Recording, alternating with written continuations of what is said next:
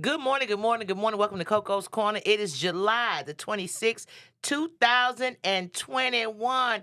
2021, baby. Monday morning is officially going down. Good morning, Good Sam. morning, Coco. How are you? What up, though?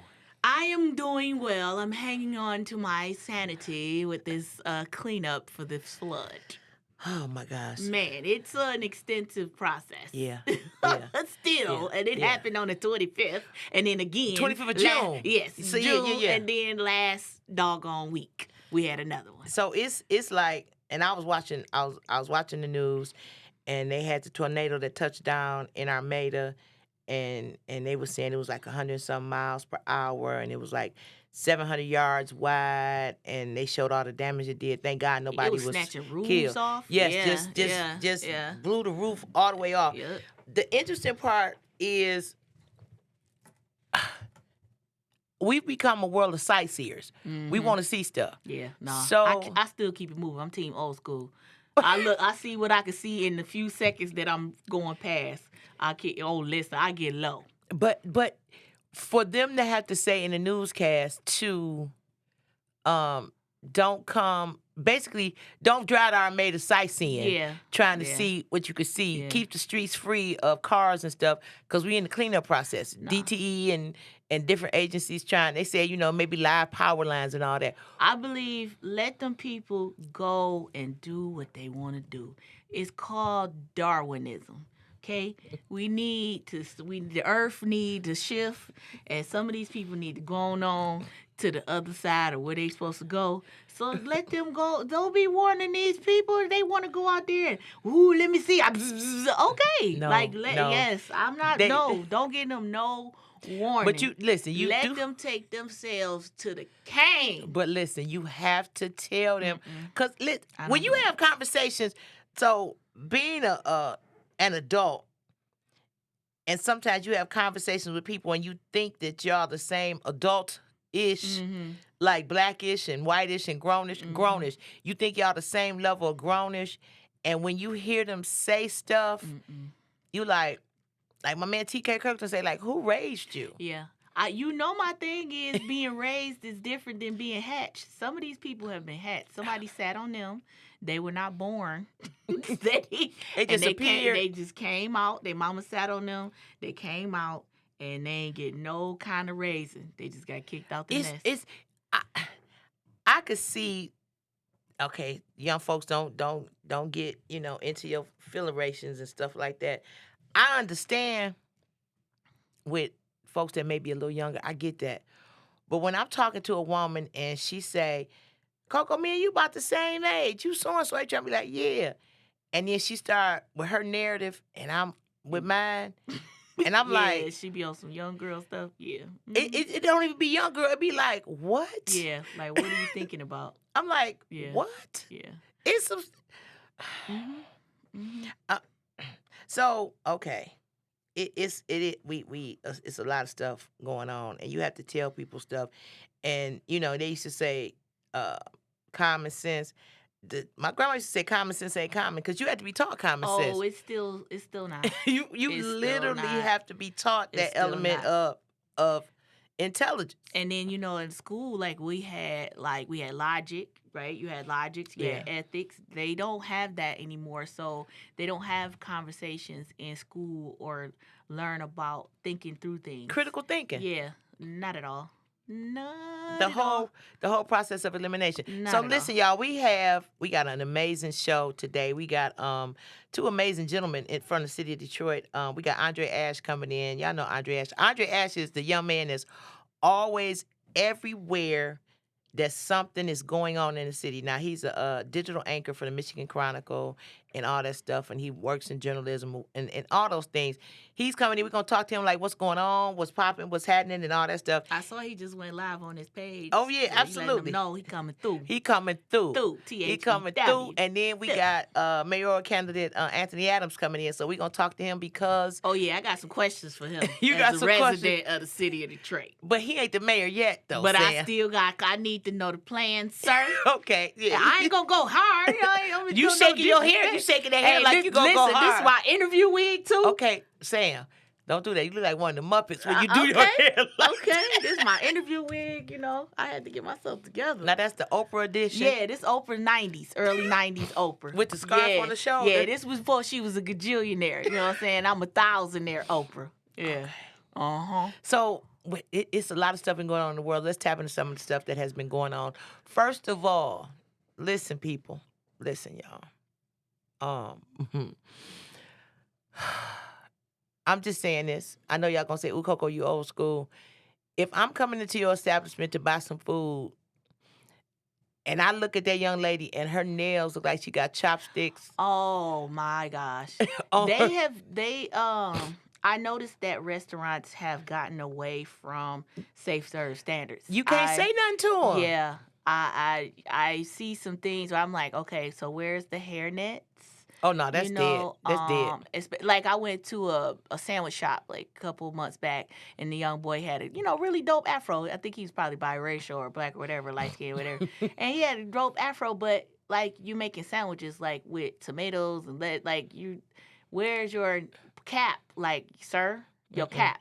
And I don't even trip like on somebody here, but you're making food items. Like I worked in food service like most of my life. But you come from the old school. Our managers never nowhere I went, my managers play about sanitation or cleaning. But you can't say that. Like, it depends on where you are, or if it's in employee handbook, you could say, hey, you're out of uniform, but you really can't say, we live in a world where you can't say nothing to people. So when you see that he making fresh sandwiches with tomatoes and pickles and all that stuff like that. I was like, I asked one of the little baby girls, like, hey, you ain't doing nothing. Make my sandwich. And he's just sitting there looking crazy. And I'm like, I don't care if you offended. You ain't about to make my hair sandwich. Listen. I ain't about to have a faux C sandwich. I don't want that. And with the nails, you clicking your nails and you answer the phone, such and such, hold on, and you literally got to hold stuff like this. You have to watch people, just for FYI, I think a lot of people skip this. When you see a server who, sometimes they'll make the food or wrap it up or something like that and they have the gloves on, then they will handle money. Yes. And then go back to the food. Oh, baby. I have gone to a pizza place or something and they'll handle the money and then try to turn around without washing their hands. And cut the pizza. And they'll be like, hey. And then I'll point to the sink and they look real confused like, what you mean? Do you know how filthy money is? Money circulates everywhere, bruh. It's cotton. First of all, cotton paper is money is not paper. It's cotton. In case y'all forgot. Yeah. Okay. Especially this new cocaine money. It has soil and everything on it. You're not about to take my money and then put the pizza in the box like everything cool. That's why the Ebola and the dysentery is floating around here. Because y'all won't do nothing simple as wash your hands. Yeah. And can we talk about how angry people become at the sight or the thought of having to wash their hands? I didn't understand that. I don't understand that. Hold on. When you at a bar or a restaurant and you go in to use the bathroom and somebody that's another patron come in and come out the stall. Oh, they judge their hair. Yeah, they judge their hair and then hit the side of their mouth like this and walk to make out. sure ain't no lipstick in the corner. And walk out. So you have touched your whole ass vulva with urine and the everything. Tissue and the door. Yeah. So I cleared my throat so hard a couple weeks ago. I was in an establishment with a bathroom and came out and was standing there. And, listen, I got my purse around my neck. I'm about to choke myself trying to wash my hands. And the young lady dead ass came out the stall and just started looking in the mirror and all you that. You was really just waiting for her, like, so you gonna hit that soapy soap? I cleared my throat so hard, I shook a tonsil. I was like, this is why we can't get rid of this H1N1 chicken flu virus that's going around here, because people won't. When the thought of washing your hands upsets you, like they'll, you go, I go to a nail salon and as soon as the people come in, they're like, hey, before you pick a nail color, can you wash your hands? And people are like, oh, I just washed my hands. When? You just got out of a whole ass car. They got a sink in their car. At home. They got. And why would it don't? Oh, yeah, okay, I gotta wash my hands. Like, I have never ever thought to be upset at having to sanitize my hands, but the people get offended. I need y'all to like and share Coco's Corner today. We got some amazing guests coming in, but we always got an amazing show. But I need y'all to like and share this and tap in because we got some questions. We sure y'all folks got some stuff y'all want to ask. People don't want to wash their hands. They don't want to wash their Why though? What is that? They don't want to wash their To be tail. clean is fun. Like I feel free every time I wash my butt. Listen. That'd be the best feeling in the world. You come out and you get them clean sheets and you be like, or sit on the side of the bed, sit on the with your on towel the side on of the bed. it. You lay your my towel God, on there and start oiling your body. Ooh, that's the best feeling in the world. And dry up under your itties That's real why good. I think that's why they be so angry because y'all dirty. They're like y'all that don't what it bathe. is? Y'all put on a fresh outfit and don't bathe. Girl, listen. And then be filmy. Like you just be filmy. Like somebody just wrapped you up in a package or something. You nasty. But do you know how many people, and I don't want to even do the survey, but how many grown people still take a bath or shower at night and get up in the morning and just brush their teeth and wash their face and go on? And hold on. Remember when you was a kid? You could do that as a child. No, it's grown people that still do it. Okay, so the amount of soil and sweat and all that stuff that you do in the middle of the night. Yeah. And not even your cockamo, your mokamo, why you doing your mookamoo. Why you doing your fingers like this? Behind your ears, because I'm upset. Who does that? If I take a shower at night and if I'm working out first thing in the morning, I'll go work out and come back home. Yeah, but no, if it's a certain people going to functionality of life. If it's a certain time, I'm gonna I'll take a shower before and take another shower because I'm not about to go around my people smelling like right? Because I care. Because that's clean. I don't care if I'm about to shower again an hour later or nothing. I'm okay with taking a bath, washing my butt. But going anywhere, like going somewhere, hey man, you can't do that. It's layers of skin and I hear you. I take 3 showers a day, and that's like in the wintertime. So the summer. Listen, I know you. I know you like a duck. I know you be in the water like a duck. If I come in the house and I ain't got nowhere to go for a long period of time, I'm taking a shower. Mm-hmm. And sometimes if I come in the house and I'm about to go somewhere and I'm going back out, guess what I do? I take another shower, put on a new outfit, and then go on meet you or meet whoever, and then come back home and take another shower. Listen. And oil my skin all over again. When you hear grown people have this body wash conversation about stuff, I can't. Watching the news one morning, and the question was, and they got it from social media about the washing the legs. Do you wash your legs and your feet, and do you just let the soap run? The newscaster said she just let. Now she was melanin deprived. Okay. Yeah, and she said she just let the soapy water run down. While the black anchor, I ain't gonna say who it was, sort of looked at her side-eye. Like, she was like, what about you? And the black anchor, I ain't gonna say her name, but she looked at her like, and then she said, and when I say this, y'all gonna automatically know who she is. She was like, child. When she said that, Mario Lou, when she said child and looked, it was like, girl, we don't do that. Mm-mm. But no, ma'am, Pam. I find as I travel and have conversations with people, and the world is very diverse. And sometimes I'm on social media, and I'm on social media. I'm working on something, and I got some stuff, and I'm learning how to navigate through social media. There are people that don't take a shower or bathe for like 3 or 4 days. Wow. And people just do different stuff. And I've heard people be like, "Well, I don't have I don't get sweaty." Yes, you do. Like. Listen. When I say you may not sweat as more than a person with some fluff or just a person with a sweat something, you know. They do. It's strange things that you learn when you have conversations, or this is another place. So my therapist and my life coach have been encouraging me to do stuff independent. Mm-hmm. Okay, so here's a sidebar. I set up a dating app on I tried to tell you, leave that one alone. I'm gonna hit y'all real quick. number one and two, my therapist and my life coach have been encouraging me to go out more as Ingrid and not Coco. Right. And let the whole Coco experience happen if it does happen. Exactly. So when you sitting at a bar, Mm-hmm. because if a woman goes out, you may want to sit at the table and eat. I'm cool with being by myself. I'm cool and going to the movies by myself and going out to dinner. I'm good with that. Sometimes I start off sitting at the bar. But when you sitting at the bar and it's like 2 o'clock in the afternoon and you ain't trying to hear but people talking loud because them drinks are kicking in, and you hear stuff like about bathing and hygiene and stuff like that, you like, oh, okay. Yeah, they be loud and proud with it too. Oh, listen, lift every voice. I'm sorry, y'all. Hygiene is just important, bro. Like, it just is. It makes you feel better. Like, some of you may not even know your attitude's so dry and disgusted because you're not moisturized. Listen. Like, you don't wear a proper lotion or some shea butter. Or maybe you got too much underwear on. Yeah. I'm anti-underwear, huh? We're not gonna do this.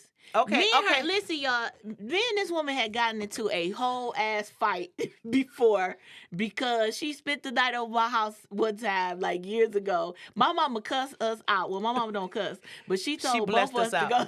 She told us. She hollered at us like we were Celie and Nettie. She told us something. I'm like, hey, you not about to get in this bed next to me, bruh, without no drawers on. You could. I don't like drawers. This my bed, bruh. It was. And we argued. We were arguing, like whole ass arguing for about an hour.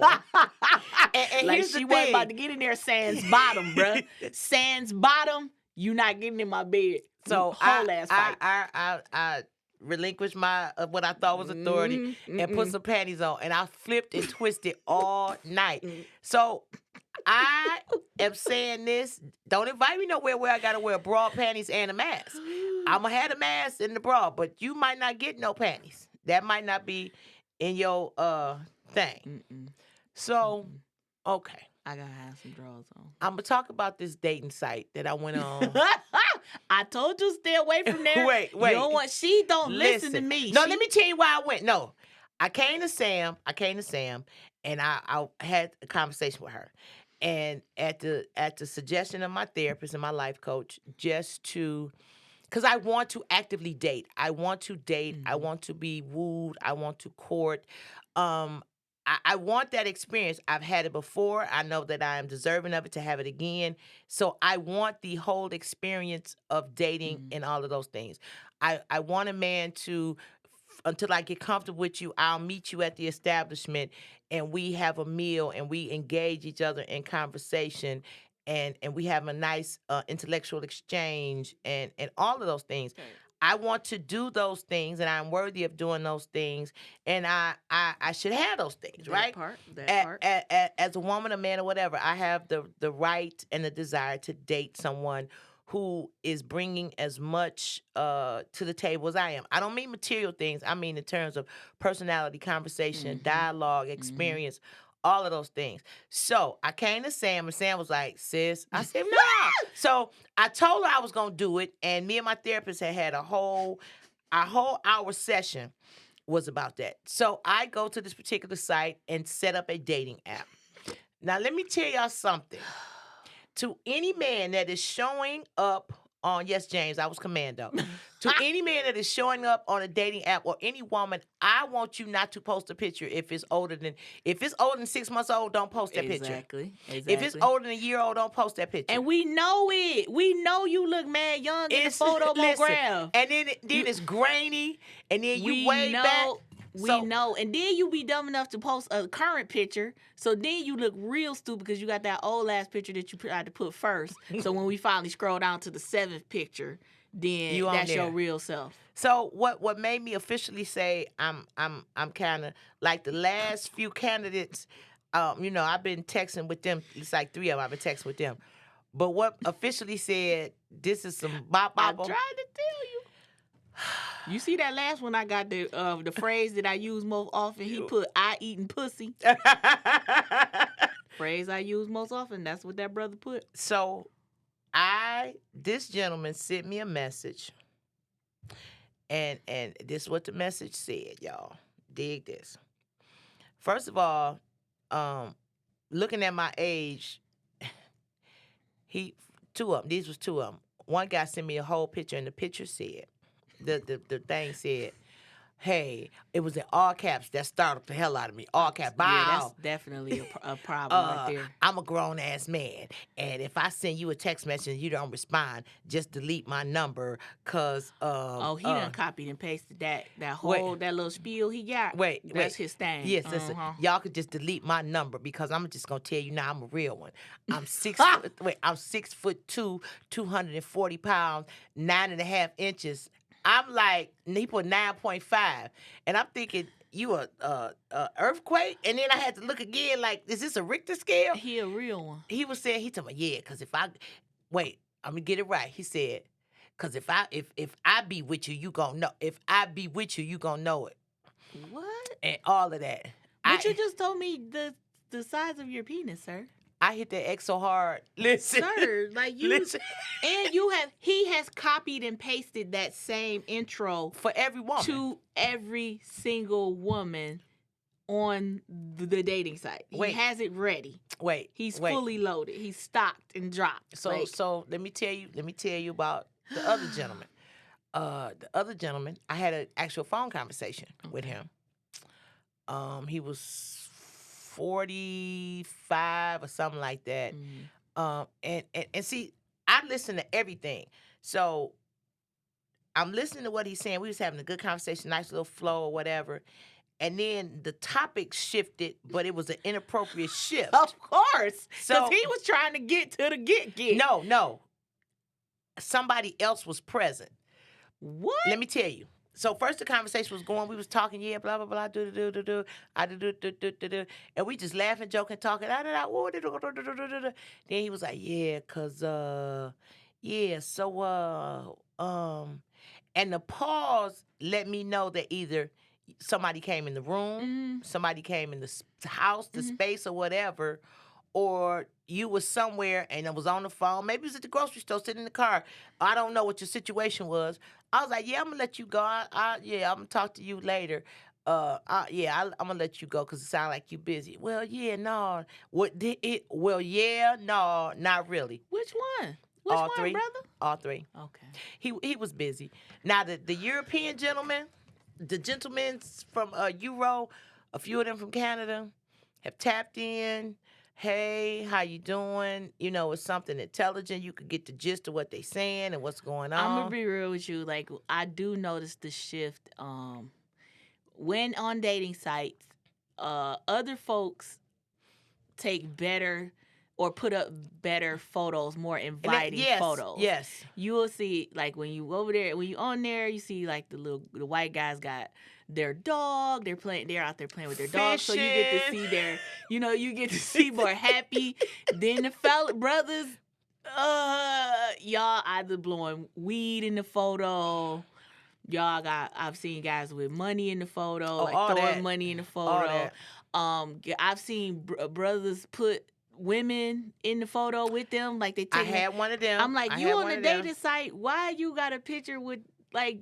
You ain't even Diddy Cropper, like take her out the photo. Listen, I know if you like that photo of your, like you put, okay, so you confusing me. You got a woman in here in the photo, okay? Or I done seen demonic dudes with demonic stuff, like a devil head, and then I'm like, but this a dating app, like all of that.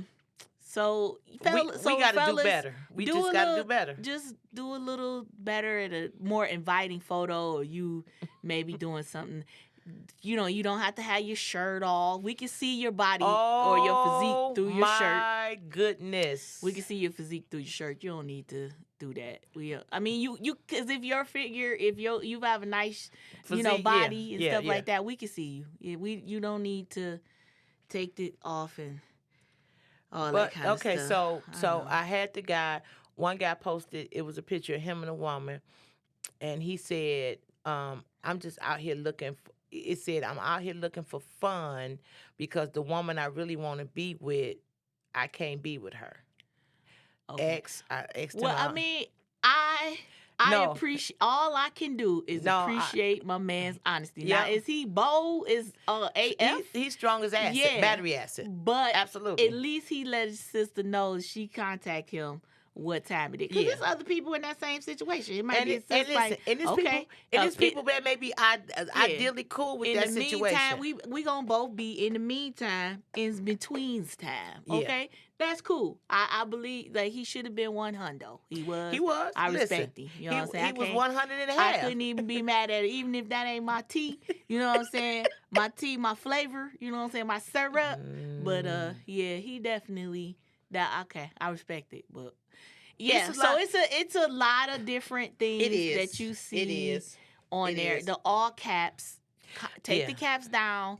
Learn what a subject and a predicate is. No, now listen. So in a sentence, you won't. So wait, I gotta tell you about one more, two more. Oh, the Canadians. The Canadian guy. Okay. So the Canadian guy with the dog and he had his dog there. He had a nice little boat. You know, I love water. He had a nice little boat, and he had caught some fish. Mm-hmm. And he was standing there holding the fish or whatever. And he sent me a message. I sent him a message. I'm like, those are some beautiful rainbow trout. He was like, he sent me back like, oh, wow. Like you knew what it was. Yeah. Yeah. He's like, you like the fish? I said, yeah, I do like the fish. We went back and forth, had a nice little session. I said, hey, I really don't like to text. I'm just texting now. He was like, well, you could call me. I'm like, I ain't ready for that. Yeah. I ain't ready. Mm-hmm. Nice dog and nice fishes and everything. But he was a handsome 60-year-old Canadian gentleman, well put together, nice looking. He was that white boy that I like with the little gray on the side of the temples and stuff. So it looked like James Brolin. I done dated white guys before, so it's like, yeah. I mean, it ain't like a badge of courage, but I'm open to date. No. Yeah, I'm open. I know you ain't ready. You don't like it. Please don't say what you usually say about white men either. No. That red thing? No. That rooster. Please. That rooster thing. That cock-a-doodle-doo. I can't do that. Okay. I just asked you. It be real red. Why is it so red? It do be red. They don't all be red. It do be like, especially Sam, like, how many male, we ain't gonna go down this rabbit hole because we shifting gears and we trying to have a different kind of show today. Or I ain't gonna hold you up like, I don't like long hair. So then when they do this, the hair don't bother me. I don't like that. And most of them, they got long hair, tied up or put it in the... I don't want none of that, because if I turn over on the bed and then there's some hair laying on there, I don't like it. I don't like it. I don't like it. Okay. Give me locks. I don't know why my mom's calling me, and she knows that I do the show in the morning. I'm hoping everything okay. Keita, call my mama, ask her what she want. I'm gonna have my best friend call my mama for me. Live on there, my mama. Listen, I love my mama. Somebody might be listening. Good morning to everybody. Listen, I need everybody you listen to Coco's Corner. It is July the 26th, 2021. Yes, that's exactly what it is. I guess y'all say, why you do that? It's part of, when you're a nurse, you do reality orientation, and you go into the room and say, good morning, Miss So-and-so, good morning, Mr. So-and-so. You know what day it is today? What's today? What? You ask them questions. Yeah, they be like, you ask them who the president, shoot, somebody. You can lose track of time, though, being shut in. Oh, you can. Yeah. Listen. Even dude like me, losing my sister, just recently, like when I was just in the house for so long, I was like, dang, what's today? Yeah. You will. When you shut in, for sure. You will. Or if you travel, if I go to the West Coast, or I go where it's a 2 or 3 hour time difference, especially a 3 hour, like Vegas or LA, when you come back, you be like so tired because you trying to, and you can't catch up on sleep. So you sleeping. Sleep is the only thing you do in the now. People are like, oh, I need to catch up on my rest. You can't catch up on your rest. You sleeping in the now. When you tired, you sleep in the now, in the present, in the state that you in. You want to call your mama? I mean, because I just want to make sure she all right. She might have called her by accident. No, she want to just talk to me about something. My mama, I love her. Y'all need to know my mama. She is just a doll. She is. She is. But I be wanting to. Listen, she be wanting to do the same thing to you. I know. Shit. Yeah. She be feeling the same way. Like if I could beat her ass. She can. I be wanting to do that to my daughter. If I could beat her ass. If I go back 20 years with a belt and just chase her down the street with a belt. I know she be wanting to whoop me, though. It's be a lot. So listen, y'all. With everything that's going on in the world, just guard your peace. Protect your peace at all costs. Peace is necessary, and don't get. And I can't tell you how to feel. So let me say this: two things. I'm sending my love and prayers out to one of my friends. We've been friends since kindergarten. In the passing of her mother, we getting ready for our 40 and class of 80 and class of 81. We getting ready for our reunion, and she recently lost her mother. And I just want to say, Kathy, you did an amazing job. You took care of your mother for years, and you did an amazing job. And we love you, and we support you, and we're here for you. Much love to her. Yes. So I want to say, with that being said, people, be a little kinder to people. We always say, it ain't always about you, because there are people literally like, and when I say this, some people not going to, like when Jeb Bush was running for whatever and they said it was the hanging Chad, there are a lot of people that are right on the edge. Yeah. I'm one of those folks. I can't even hold you up. Like these little press ons I got on. No, I'm hanging but you on not. to No, life no, by the end of the press on. No, listen, no. it can happen. Yeah, but no, it can happen.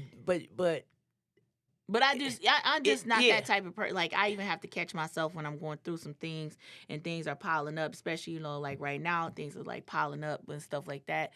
And, a lot of us in the city of Detroit, a lot of us residents have PTSD. I mean, 40 years, Joy, not 20 years, 40 year reunion. Dealing with,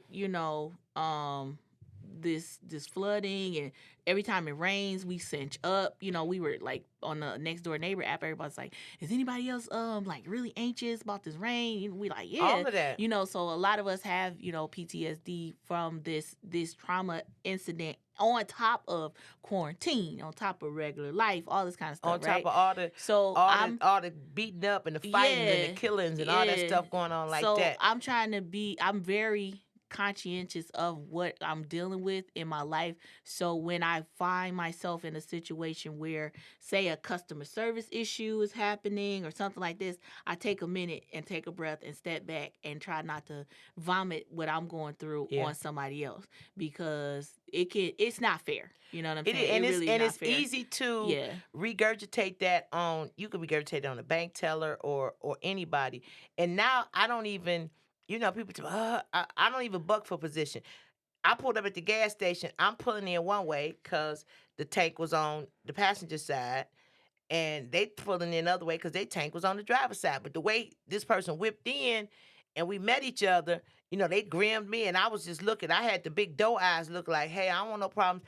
I bagged back so they could go and pump their gas and do whatever. If it was that serious to them, let them, don't have a problem relinquishing what I don't have a problem relinquishing what people think is power. Yeah. Oh, I don't believe. Listen. Now I can do that. I back down to live another day. Or not have to take it to the max. I'm not trying to go to 10. Yeah. I ain't trying to go to 10. I ain't trying to have nobody else go to 10. I'm not trying to have no exchange. I don't want to use the word they used to call it Mexican standoff. I'm not trying to do that. I'm trying to go home, take my bra off through my sleeve, scratch my back real good, get in the shower, sit on the side of the bed on the towel naked, oil myself up, and roll over and finish working on what I'm doing and finishing up my project. It ain't power to me.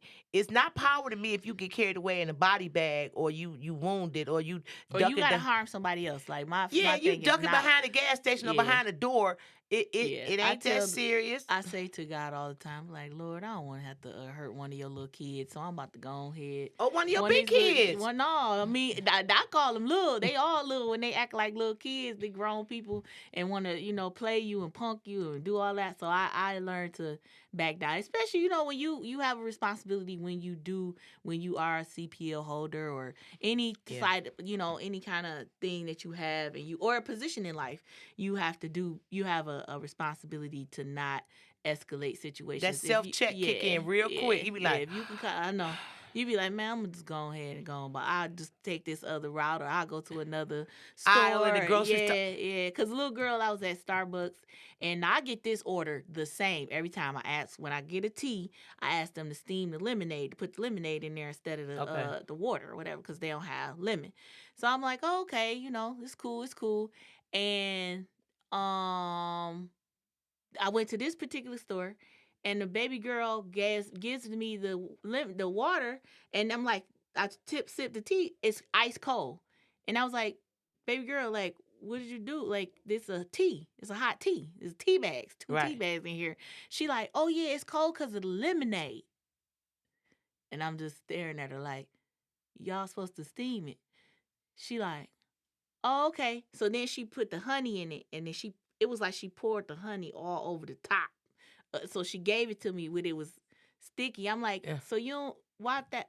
Like her whole and I want like, but my first reaction was like, damn it! Like all I wanted was this lemonade tea and go by my business. And you done this messed hot that up. tea, Yeah. and she didn't gave it to me sticky. She ain't got no scent, But then I was just like, don't worry about it, baby girl. And then I went to the other people and I was like, hey, it was supposed to be a hot, tea with steamed lemonade. And they fixed it. Now that girl, the other manager was only probably a year older than her. So her thought process was, but I just took whatever it was and kept it moving. And a lot of times you live to cry. You listen, I live to cry another day. And you have to think about that because people are dealing with everything. They dealing with unemployment. They dealing with their Medicaid. Michigan unemployment want their money back. They said they were like, well, just changed the rules. Listen. Can y'all give me this 18 to 20 weeks or whatever y'all owe me for unemployment? The rules, so give me that, run that. Listen, I'm like, y'all, come on now.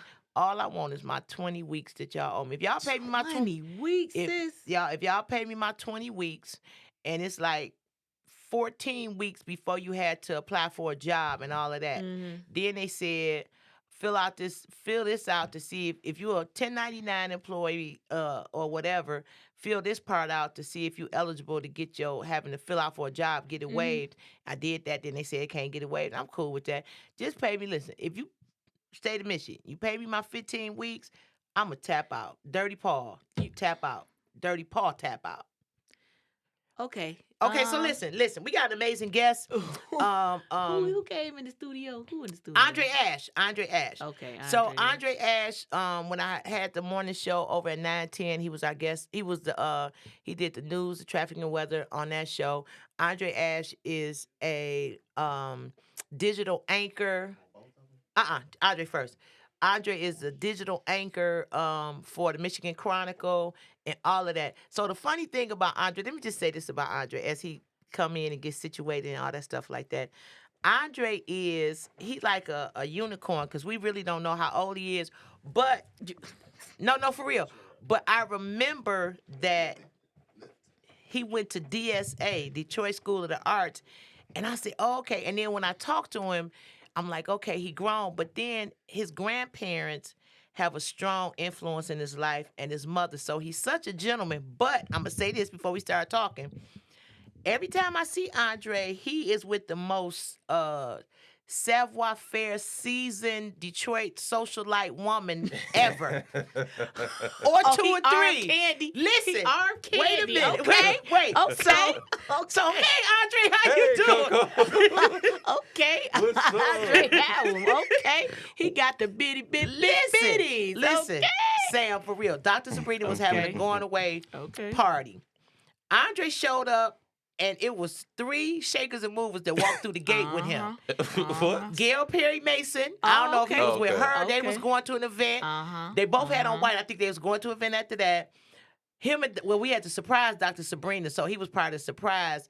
And then it was attorney or somebody. I'm like, well, who you with? But he is the perfect, like, if you want to escort or date, because he like the man about time. Good morning, Andre. What's going on? What's happening with you? That's quite the intro. I know. But it's the Good morning, truth. COCO. It's the truth. So wait, I'm gonna ask you the question. Who is Andre Ash? Let me see. Digital anchor, Michigan Chronicle. Okay. New job, by the way, Okay. and I'm loving it. You love it? I love it. News stories. I'm really in my element Right. of digital storytelling, telling the stories that need to be told, but like from a Black perspective, right? Oh, And okay. uplifting the voices of Black people. Okay. That's Okay. what I get to do more of now. And so I'm in my perfect element, and you couldn't ask for anything better. That's dope. I see that happy look on your face. That's how you know that's what you meant to do. Yeah. Yeah. And Yeah. he 6 is months smile in. about, yeah, we 6 can smile months about your in. job. Yes. Yeah. So Andre, I was listening one day, and I heard you on the Frankie Darcell show. Yeah, that's happening too. So let's There's a lot of things happening. So I listen.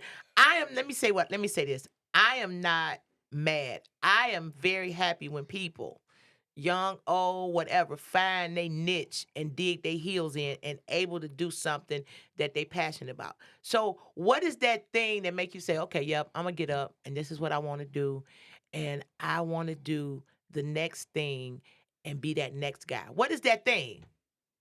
Well, it all started in the 4th grade. See, because growing up, Ain't from the east side, Sam. Oh, That's the okay. way Oh, you y'all from. from the east side. Okay. Yeah. That's the way where you from. okay, Where you so I'm from the east side of Detroit, 94 in Gratiot. Okay. He all right. legit. Oh, you he east legit. side? Yeah, I'm Oh, east side. I love I'm it. I East love Warren it. East Ave. side. I'm East Okay, Warren all right. Ave I all love day. it. I love it. East side in the house. Finney High School. Okay. Yeah, Finney I got High the School. east side supporting the studio this time. You got east side. I'm from I Highland know, Park, 'cause, same boy, thing. whew, it be hard out here when it be a bunch of West Siders. You You, know, always I- got to fight. You know what I'm saying? I feel you. I tell people, don't let the student top fool you. Yeah, don't. I'm from the east side. Let's not do it. And my girl Catrice Stafford is I love grew up with Catrice, her. yes. That is my A1 day one. With I the remember when AP. she Yeah, she with the AP now. I mean, Catrice doing it I real know, big I know. from the city. Yep. So Her yeah, and Andre done worked on some stuff together. I'll be like, okay, Andre, I keep up. my people. I may Yeah. not, you may not think I keep up. I keep up. And when I see you and I see what's going on and see what you're doing, I'm like, okay, do your thing, Andre. Yeah. So who is Andre Ash? It started in the 4th grade because, like, even growing up, even before then, I remember my grandparents and my parents, like, they would sit in front of the TV and watch the news. And I'm like, how'd y'all watch this All boring day. stuff? When Like, I say all day, they knew what was going on all day, child. And then I knew from, like, going to Sunday school with my grandma, like, I'm not ever getting a job where I got to dress up in a suit. It's like, no. And here you are. And here I know, here I am. Yeah. And going through elementary school, everybody knew that I just had a switch. Like, everybody knew that I wanted to be a reporter. Oh, you told all the tea. I told Yeah, you had the tea all the time. Or if they needed to know what was going on, That's they're true. gonna holler at you. That's true. Yeah, Or I put the microphone or fake microphone or brush up to somebody's face Right. as if I was reporting and interviewing them. So I've got a lot of experience. Right, This has right, been going on right. for quite some time. Right. But really, my hands-on in the field experience really started in high school and having that VOTEC teacher that, like, took the classwork outside of the classroom okay. and got the in the field experience and networking with people. And that was really the key, networking. Yeah, yeah. So excuse me. Okay, so taking what you learned in the household from your parents and your grandparents, taking that, coming from the east side, 94 and Gratiot. So taking that part and coupling it with that. And then when you get out into the world and you start dealing with people, you tell yourself, like, that ain't what I want to do. And then you figure out, okay, well, let me put a suit jacket on because I want to go to the event at the Detroit Athletic Club. And you got to have a jacket on. Mm-hmm. Or I want to go to an event at the Caucus Club. I got to put a jacket on.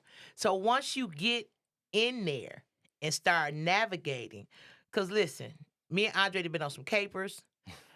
Me, Andre, and Manju have been on some capers. Once you get in, and wait, hold on. When I say this is our ladies, man, women be like, "Hey, Andre," wait, let me get the voice. "Hey, Andre, I knew your voice as soon as I heard your voice." I'm like, I go into mama mode, like, he working right now. Working on the clock.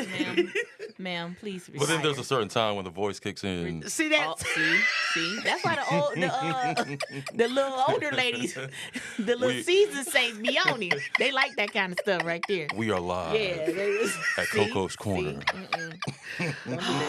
So Andre, what do you eventually, and this is what I see, but eventually, as you do all the things that you do you plan on staying in the city, staying committed to the city, moving, coming back, having 2 residents? Because we talked about that, living on the East Coast and the West Coast. What do you see next for you? It's so crazy because when you live through this pandemic, it's like Well, You you don't can even know work it. anywhere, Yeah, you can do whatever. Yeah, work do whatever. virtually. Yeah. But I do see myself outside of Detroit Okay. at some point, and then coming back. Okay. Yeah, don't make sure you come back, bro. Oh, Don't, of course. don't leave There's the city. always to come back. There's always to come back. Yeah, go and get you, something, but put on for the city. Well, you gotta come back and visit. I used to be committed to Detroit, and I love Detroit, but Detroit, I love y'all. But y'all figured out that y'all everywhere, so wherever I go, one of y'all is there. So I ain't got to. That's You for know, certain. wherever you go is somebody. I'm from Detroit. Detroit. Too. Or they say they're from Michigan. I be like, well, where you from? I'm from. No, I said no. That ain't Detroit, baby. Yeah, that please ain't. don't No, stop. Say Metro Detroit, Yeah, or you just said say you in Oscoda. Michigan. That's not So us. far, so That's far. not us. I love everything that you do, and how can people keep up with you? Because I mean, this ain't the end of the interview, of course not. But how can folks find out what Andre Ash is doing? And that's such an amazing name. It's like a made up name, like Andre Ash. We're like, that ain't his real name. That is I definitely. didn't even used to a like my news name reporter name. growing up. Really? Yes. I didn't used to like my name growing up. Ash. Anchorman, definitely. I appreciate Anchorman. that. For sure. I appreciate that. I used to get called Ashy growing up. You know they do everything. They used to call me Singleton's Cleaners. My What? last name's Singletary. They be like, Singleton's clean. You not clean unless it's Singleton's. I'm like, my name ain't Singleton. It's Singletary. But you know, So they just we phonetically just inappropriate. dumb. Just dumb. But you know, I embrace it now because you can Yeah. find me Ash_is live Okay. on Instagram. Okay. Ash emphasize. Okay. So yeah. He said Ash_is live. So, okay. All the stuff that's going on in terms of the whole narrative is changing about downtown Detroit. If you go downtown, there's a lot of people. So, and we've talked about this. It's a lot of people that live in the city that have never really been downtown to experience a downtown experience. Andre. I can agree with that because just me living in the city for a long, long time. I didn't go to the Motown Museum till like 5-10 years ago.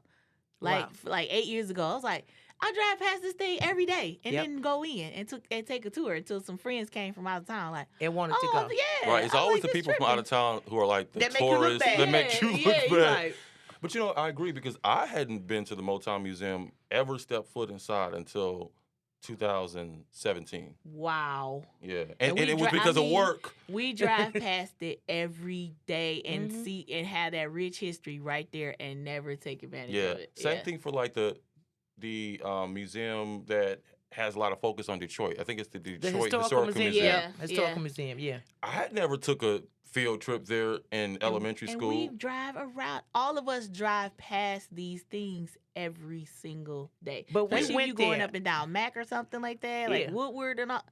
Wow. They're like the hidden gems for us. Right. But when I was in elementary school, we took field trips to the Detroit Historical Museum. We I took never. field trips to the DIA. As a kid, yeah, but not as an adult. I don't remember like taking advantage of it. Like, oh man, I need to go check this out. and Go and do it's this. and it's so cool and it's so different, like with everything going on in downtown Detroit. So you don't have to have. Let me just say this: you cannot have a pocket full of money and have a great time downtown. Mm-hmm. Get you the right parking space.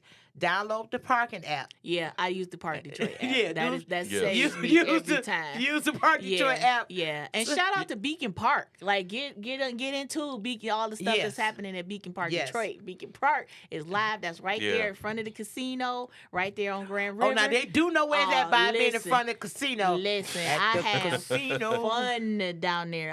I was at some fitness events. They got a night market on Saturdays. This fly, like all kind of vendors, food trucks out there. Get into it. Don't act like the city don't have it popping. But speaking of parking, I love the fact that I don't have to reach for a quarter anymore. Yeah. Yeah. Like they yeah. got all the Yeah. old parking meters, and it's just Yes. like, yeah, I got this app, and I'm about to pay. Yes. Because they all used to be broke. So you used to have For to go real. to But- find a new one. Now, if you actually go up to the thing, for the seasoned seniors that don't know how to download the app, if you go up to it, you still can put them quarters in there, put about 72 quarters Yeah, in it's there. a lot. Yeah. The Or- parking is different. Or when you get, if you're a senior citizen and you got your handicap sticker, your handicap placard, you could ask them to give you the little yellow sticker, ask your physician or whatever to give you the sticker, or Secretary of State, I don't know who you got to ask, to say free municipal parking. So mine's got the, and I know you're telling me, no, that's because you COCO. No, that's because I had some bold wheels, my knees was bold, and my sticker, the free municipal, free municipal parking. So it's the skating rink. Have you skated yet? I did that last weekend. Okay, let's talk about that. But don't we also recommend that seniors come downtown like in the daytime? Yeah, please. Yeah. Because stay Right. away from Greektown. You know Did what? you see We not the gonna knockout say- video I'm that my not. man just I'm got not. We knocked? ain't talking about that. That's not. Okay. Sam, come on back. Although I did talk to the chief about Okay. that. Okay. Oh, because listen. That Greytown ain't no joke. I mean, At a certain off time. the chain. You have the ladies of the evening doing cartwheels with no bottoms on. But they listen. down there. The stuff they're doing that a lot. So let me say this. I remember before y'all got Greektown got modified. There was a time. Uh-huh. There was a time in Greektown, pre Greektown Casino, Yeah. pre the We had Anthony. Parker's Alley, right? Yes. Parker's Alley. We had Trapper's Alley. Trapper's Alley. Uh-huh. Pre Before my time. The dudes used to be singing in the fudge, making the fudge. Pre- Mhm, pre- Oh yeah, pre the oh end- you a tender. Yeah. You a tender. So So he he was had before my time. confused. So okay, Maybe so when we I was had growing up. we had Trapper's Alley, Yep. but this was pre the Anthem Hotel. This was pre this was pre Fishbones. This was pre Bennigan's was down there. pre Bennigan's. No, Okay, we okay. going back before Ooh, Bennigan's. okay. We going back to right after the People Mover, in the transition of the People Mover. Greektown used to be about it. Yeah. Okay, and I'm Yeah. talking about. Prehistoric time. Yeah. Listen, I'm talking about Oh, that's when what you doing? No, I'm That's just what- playing. Okay. when the Grand Prix ran through the streets of Greektown.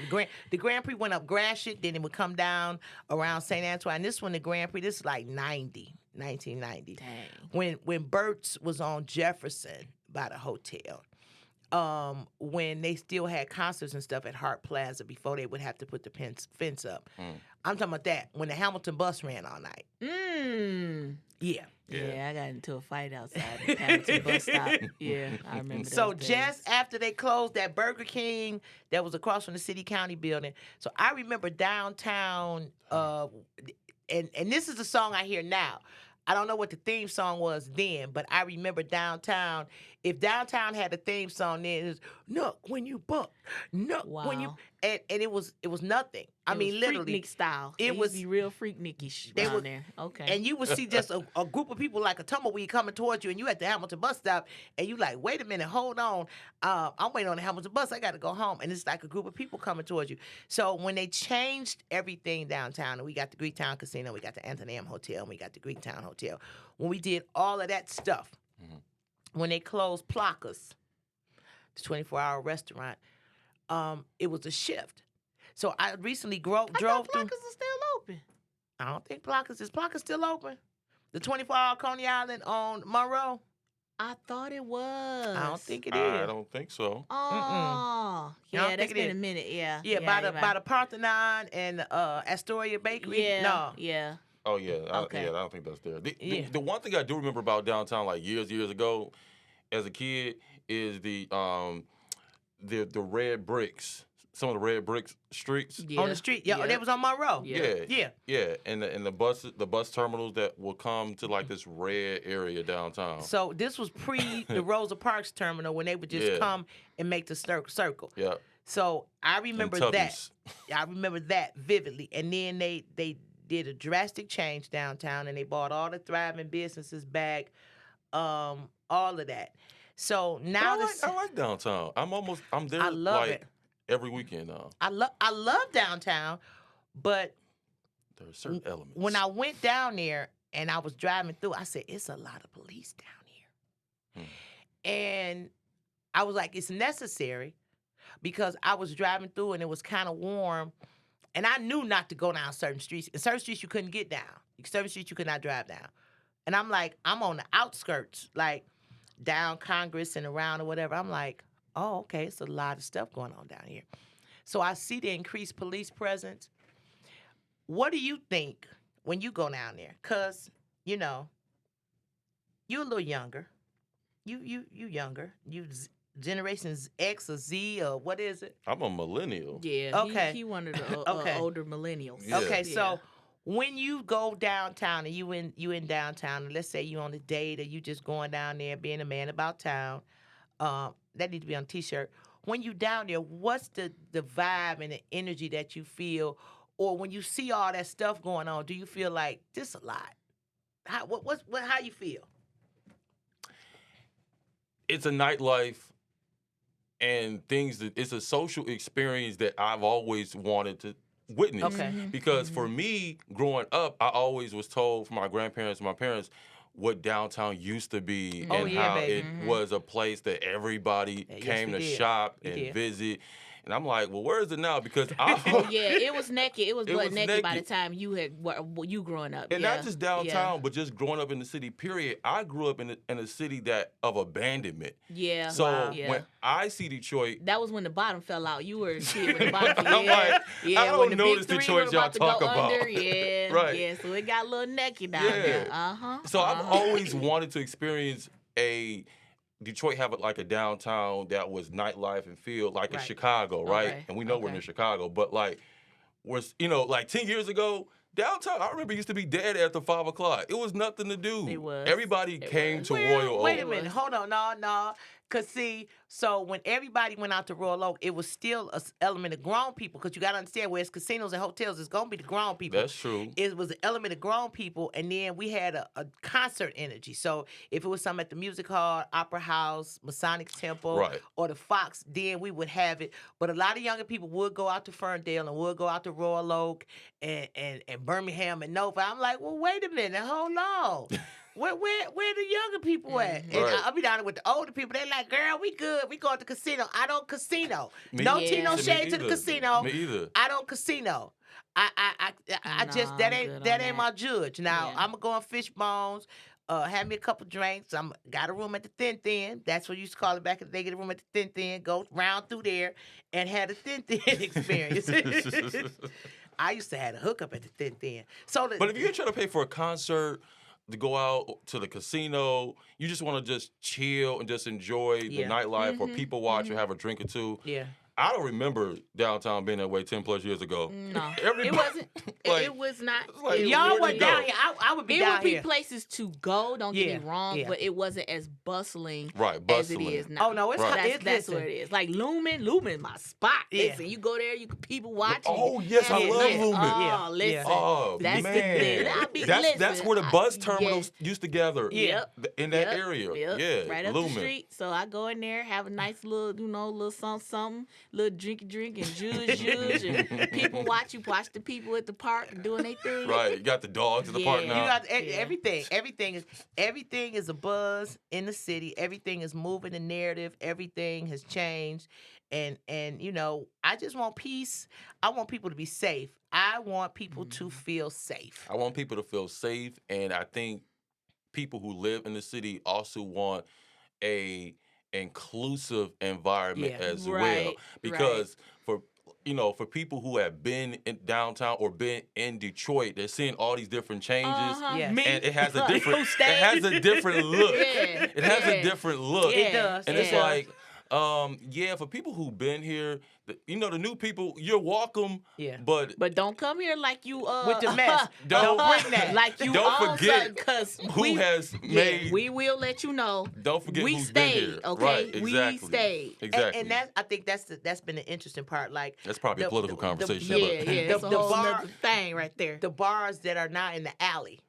I know, right? So Oh, they had jerk and jollof. I was gonna go. I'm gonna wait till because they be out too much. Like, okay, I love y'all, but I ain't going out like that. Like all that crowd right now, I ain't there yet. But like jerk and jollof was right. That's the it's a little spot. Where's that Broadway? Yeah. that, Yep. in that little Right. alley back there with the little nice little bar. that's Alley Z or the yeah, Z around Alley. the corner something from the like that. around the corner from the Y. Yeah. So when I was growing up, Cool stuff. that was a dead ass alley. That was an alley. Yep. Right. You walk past it fast, it'd be steam coming out the Right, steam grill. It was right. an East Side alley. Yeah, And listen, yeah. you throw your coat with your purse under your coat. Because you staying ready. You and got to get get the in hell on where tactical you was stab going. out position. Yes, you got to be in the, don't run up on me. Yeah. This was before they had the wide There eye. there ain't no party in the alley back Hell then. no, it was a situation. If you heard somebody saying help, help, you like, oh Lord, help me Jesus, wait a minute. And you had to run to a payphone to get some A assistance. payphone. Payphone. Now, I Payphone remember just- that. Yeah. So it was to see the city opening up and everything that's going on in the city has been a wonderful experience. Andre, you got an open door whenever you want to come back and tell us what Yes. you're doing, what you got going on. I told you your t-shirt gonna be I am the man about town. The man about The town. man about- I was downtown last night, and I said, "Let me hurry up and get my butt to bed because I gotta be here in the morning." Crack of dawn. The crack of dawn. So wait, Andre, how can people one more time, how can people keep up with you? Instagram, follow me there. Ash_is live. ASH_ISLIVE. We thank you for coming in. We thank you. I love it. We I love thank it. you. And I I'm love your excited. I love your co-host too. know. She Oh, is yeah, thank hilarious. She's Eastside all day. all day. Eastside all day. East Warren Ave. Ace One Ave every day, 94 all and day. go- Van that grass should represent. Hey, about time. About time I we feel get ya. to see I side feel love. So listen, we finna shift gears. We have the mayoral candidate coming in, Mr. Anthony Adams, and all the things that we want to discuss and talk about in terms of what's needed and what's next for the city of Detroit. We need to definitely tap into that. We gotta get into that because it's a climate change. It's a temperature change. It's a shift. Good morning. Good morning. Good morning, Come on in. Come on in. It's a temperature change. Do you mind if Andre stays? Of course not. Okay. We gonna keep you, Andre. You ain't in a hurry, are you? Oh no. Okay, very good. We gonna get you all situated. You dressed like you headed to the golf course when you Yeah, because I was like, wait a minute now. He looking a little golfy right now. You know what I'm saying? Yep. No. Sir, no. here. Sir, was- ready it to was- tee off, If okay? you see me on the golf course, I'm chasing a vote. Oh, okay. So- You talking. So okay, let me properly okay. introduce to you, ladies and gentlemen, Mr. Anthony Adams, who has been thank you for coming in. Thank Okay. you. Who has been kept his finger on the pulse in the city of Detroit for many years. You've seen him. He's done wonderful things.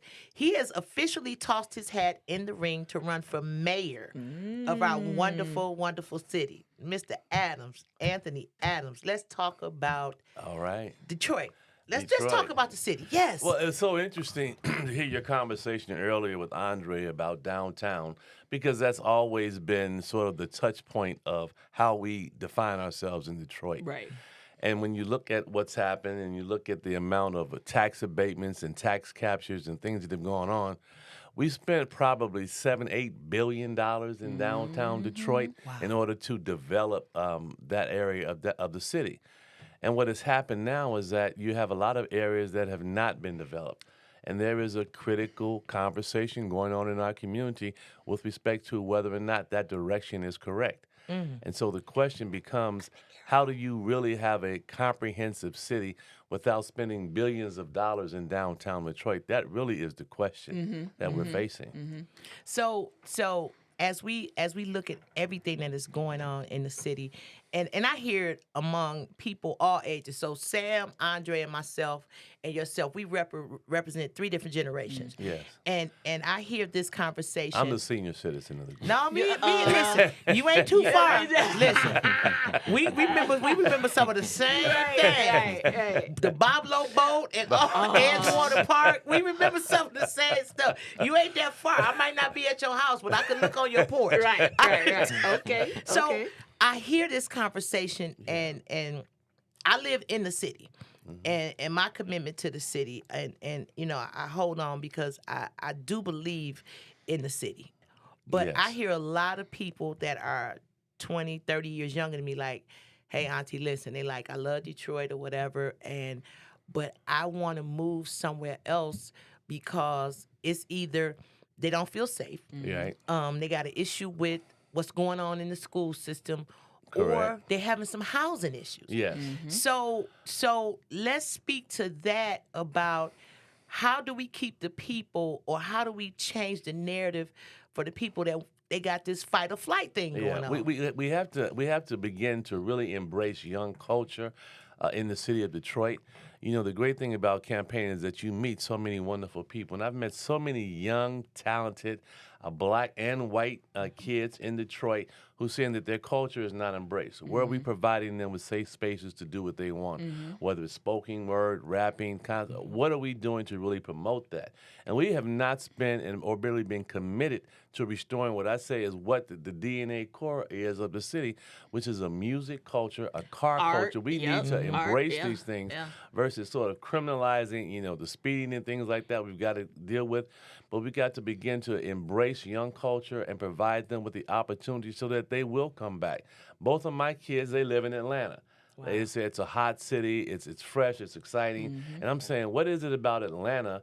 Because half of the people who live in Atlanta, young people Came from Detroit. Here. They It's from here, amazing. You go to Atlanta the and you real run Atlanta into people, like my friend James, he's like, look, we tired of y'all coming out Coming here. down We here. full. He Right. was like, we full. Stop. I was like, listen, you ain't got to worry about me. I'm a Detroiter through and through. Right. I ain't going nowhere. I was just in Atlanta, Memorial Day weekend, Right. and I was very shocked because I'm spoiled. I'm like, where's the water? Right. Right. Where's the riverfront? Yeah, like, So it's you a got to city. drive. You got to drive out in the south Well, of they Atlanta. have. But I mean, but the things that we have and we're not promoting because we are so strategically located to take advantage of great Yes. things.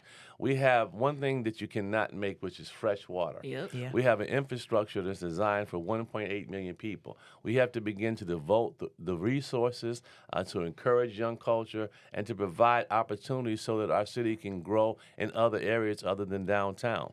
I like downtown. Downtown is fine. Yeah. But when you're talking about bringing in and attracting a new talent, obviously dealing with education is a critical thing. And now Ooh-wee, that we that's have the a thing. dual system, we have a public school system as well as a charter school system, there really is no accountability on the charter side. I think we'll have a little more accountability on the public school side. We've got to devote the resources to enhance our young people and learning in our city. We also have to stabilize people in their homes because a major issue that I've been campaigning on is that we have no programs that are designed to help people stay in Detroit. Yes. How do I Yes. give you some roof repair money? How do I help you fix the siding on your house, Yes. the Okay, you front speaking porch? my language right I here. mean, You these- speaking my yeah. language because I live in the Morningside area, Right, which is right exactly. next door Okay, to you the live East right English up the street Village, from right? me, right. So now we have the influx of The newbies. the new people, Yes. right? So you got new neighbors where you got the bike lanes. You know what it means, everybody, when the bike lane come in your Yeah. neighborhood, And- it's about to be nice and gentrified. Yeah, Okay, yeah. so we got all different types of neighbors coming, and we got things popping and stuff. But us as residents of the city who stayed during all the the fallout, the big three, all that crash, Yeah. we're still trying to hold on to what we have and maintain it and keep it nice. But there are not any resources really offered. My mom's 67, so I Right. have to take care with my mom and also try to take care of this home and rebuild it. Now we done dealt with the floods, sir. we're flood. Well, and so when you talk about that, because I mean, it's an issue there. It's an issue in East English Village. It's an issue in over by Henry Ford. The issue keeps popping up because programming and funding is designed to bring people in, but it's not designed to help people stay in their homes. Thank you. And then when Yeah. you couple that with the tax structure that punishes people who've lived here in their houses for a long time, tax foreclosures, which has made people that have owned houses for more than 50 years renting a home that grandma left for them that was free and clear, water charges that are off the roof, and we're now we're not beginning even talking infrastructure about that. flooding, and they keep telling us things are going well, but when you look around, it's almost like I say it's like a little boy with his fingers in a dike. They're Yeah. trying to maintain Trying to through this manage the election holes, period yeah, that yeah. things don't blow up, and now we see that the cracks are starting to show. My toilet was beatboxing the other Right. day. They had started on 7 o'clock in the morning. All my pipes and everything gurgling and making noise, and the beat in the toilet like Right. just blowing out water. And I'm like, so how much of this? It was like 5-6 hours straight, Yeah. blowing out the air, blowing out, air blowing out. So I'm like, okay, so this water that's spewing out, how much are they charging me? Because I Well, know that you got to call like, hey, y'all gonna have to fix this water bill. Right. Then we got to fight with that. So as a resident, like a resident, I'm a little frustrated. Okay, so in order to deal with the frustration, we have to really begin to attack the underlying issue, which is people in the city of Detroit are actually paying double what they pay in the suburbs for sewage fees for a system that we developed.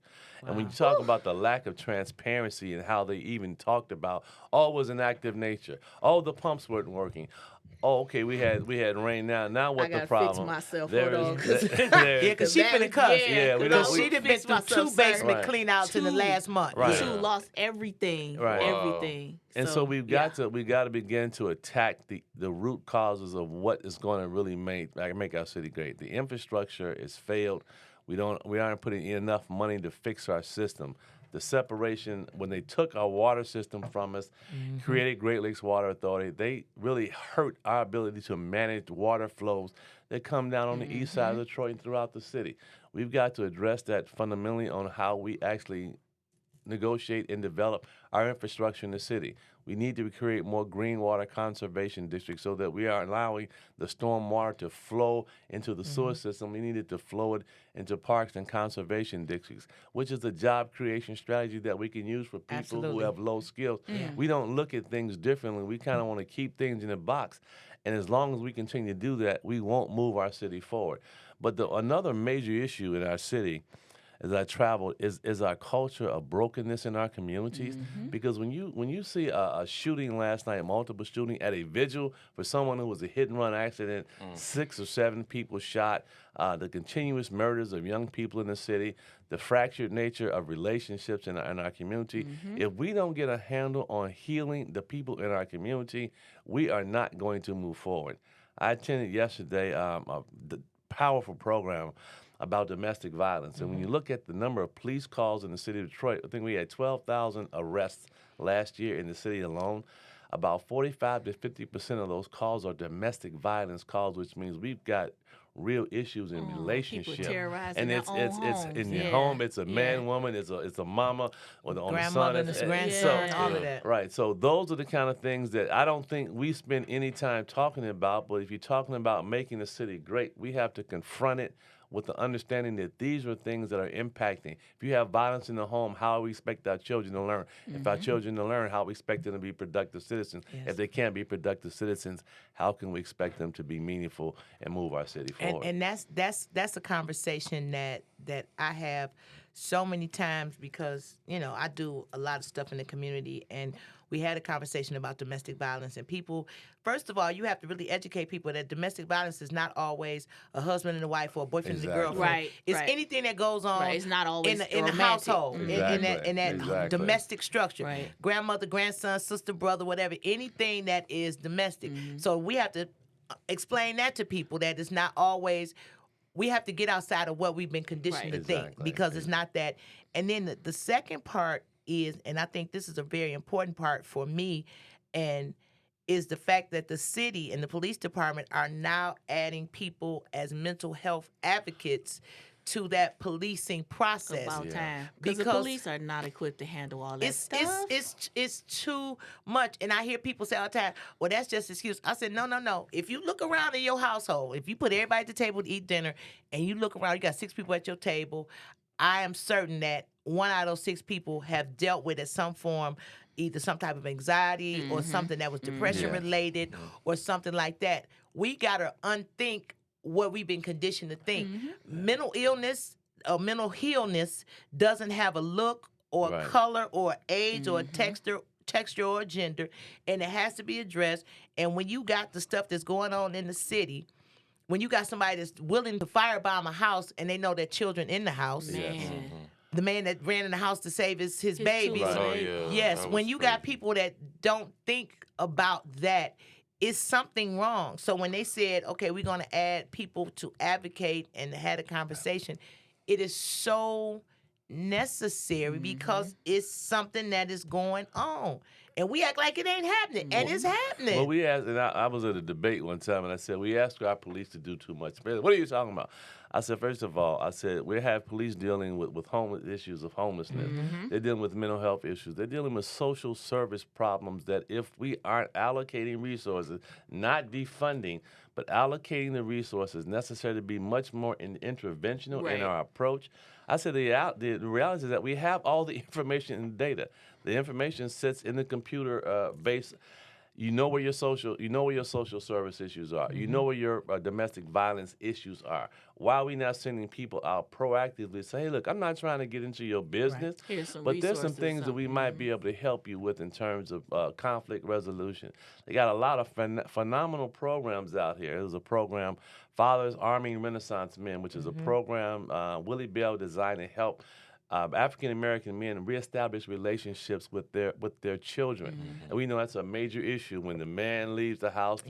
The woman may be mad at the man, hampering the relationship. How do we intervene and provide a much more progressive approach? That hey, you know what? Me spending time with my child is very, very important. I know we may have issues, but how do we mitigate those issues? How do I help you transition so that we can begin to heal people in our neighborhoods? If we spend the time and effort and energy, I keep telling folks, that's where we got to spend our money. I love downtown, but downtown ain't going to be nothing if we've got fights breaking out and we're spending a tremendous amount of police energy in policing downtown, and yet you go in the neighborhoods and they called and the lady told me I was over in zone 8. Oh, I know and it. she Northwestern told High me, School. yeah, she told me, she said, now I was passing out my literature. Okay. I put it on the door, I said, Anthony Aspermere. I walked down the street. She called me and said, Anthony, get your ASS back here. I'm about to have a I need conversation. to have a conversation. with She you. told me, Okay. she said, look, I don't want you promising me anything. All I want is action. We want to make sure that I'm providing book bags for kids and they're getting no help from their parents. How do we deal with those issues? That is the critical problem that I think we're facing, which is why I chose to run, because we've got to address these social issues.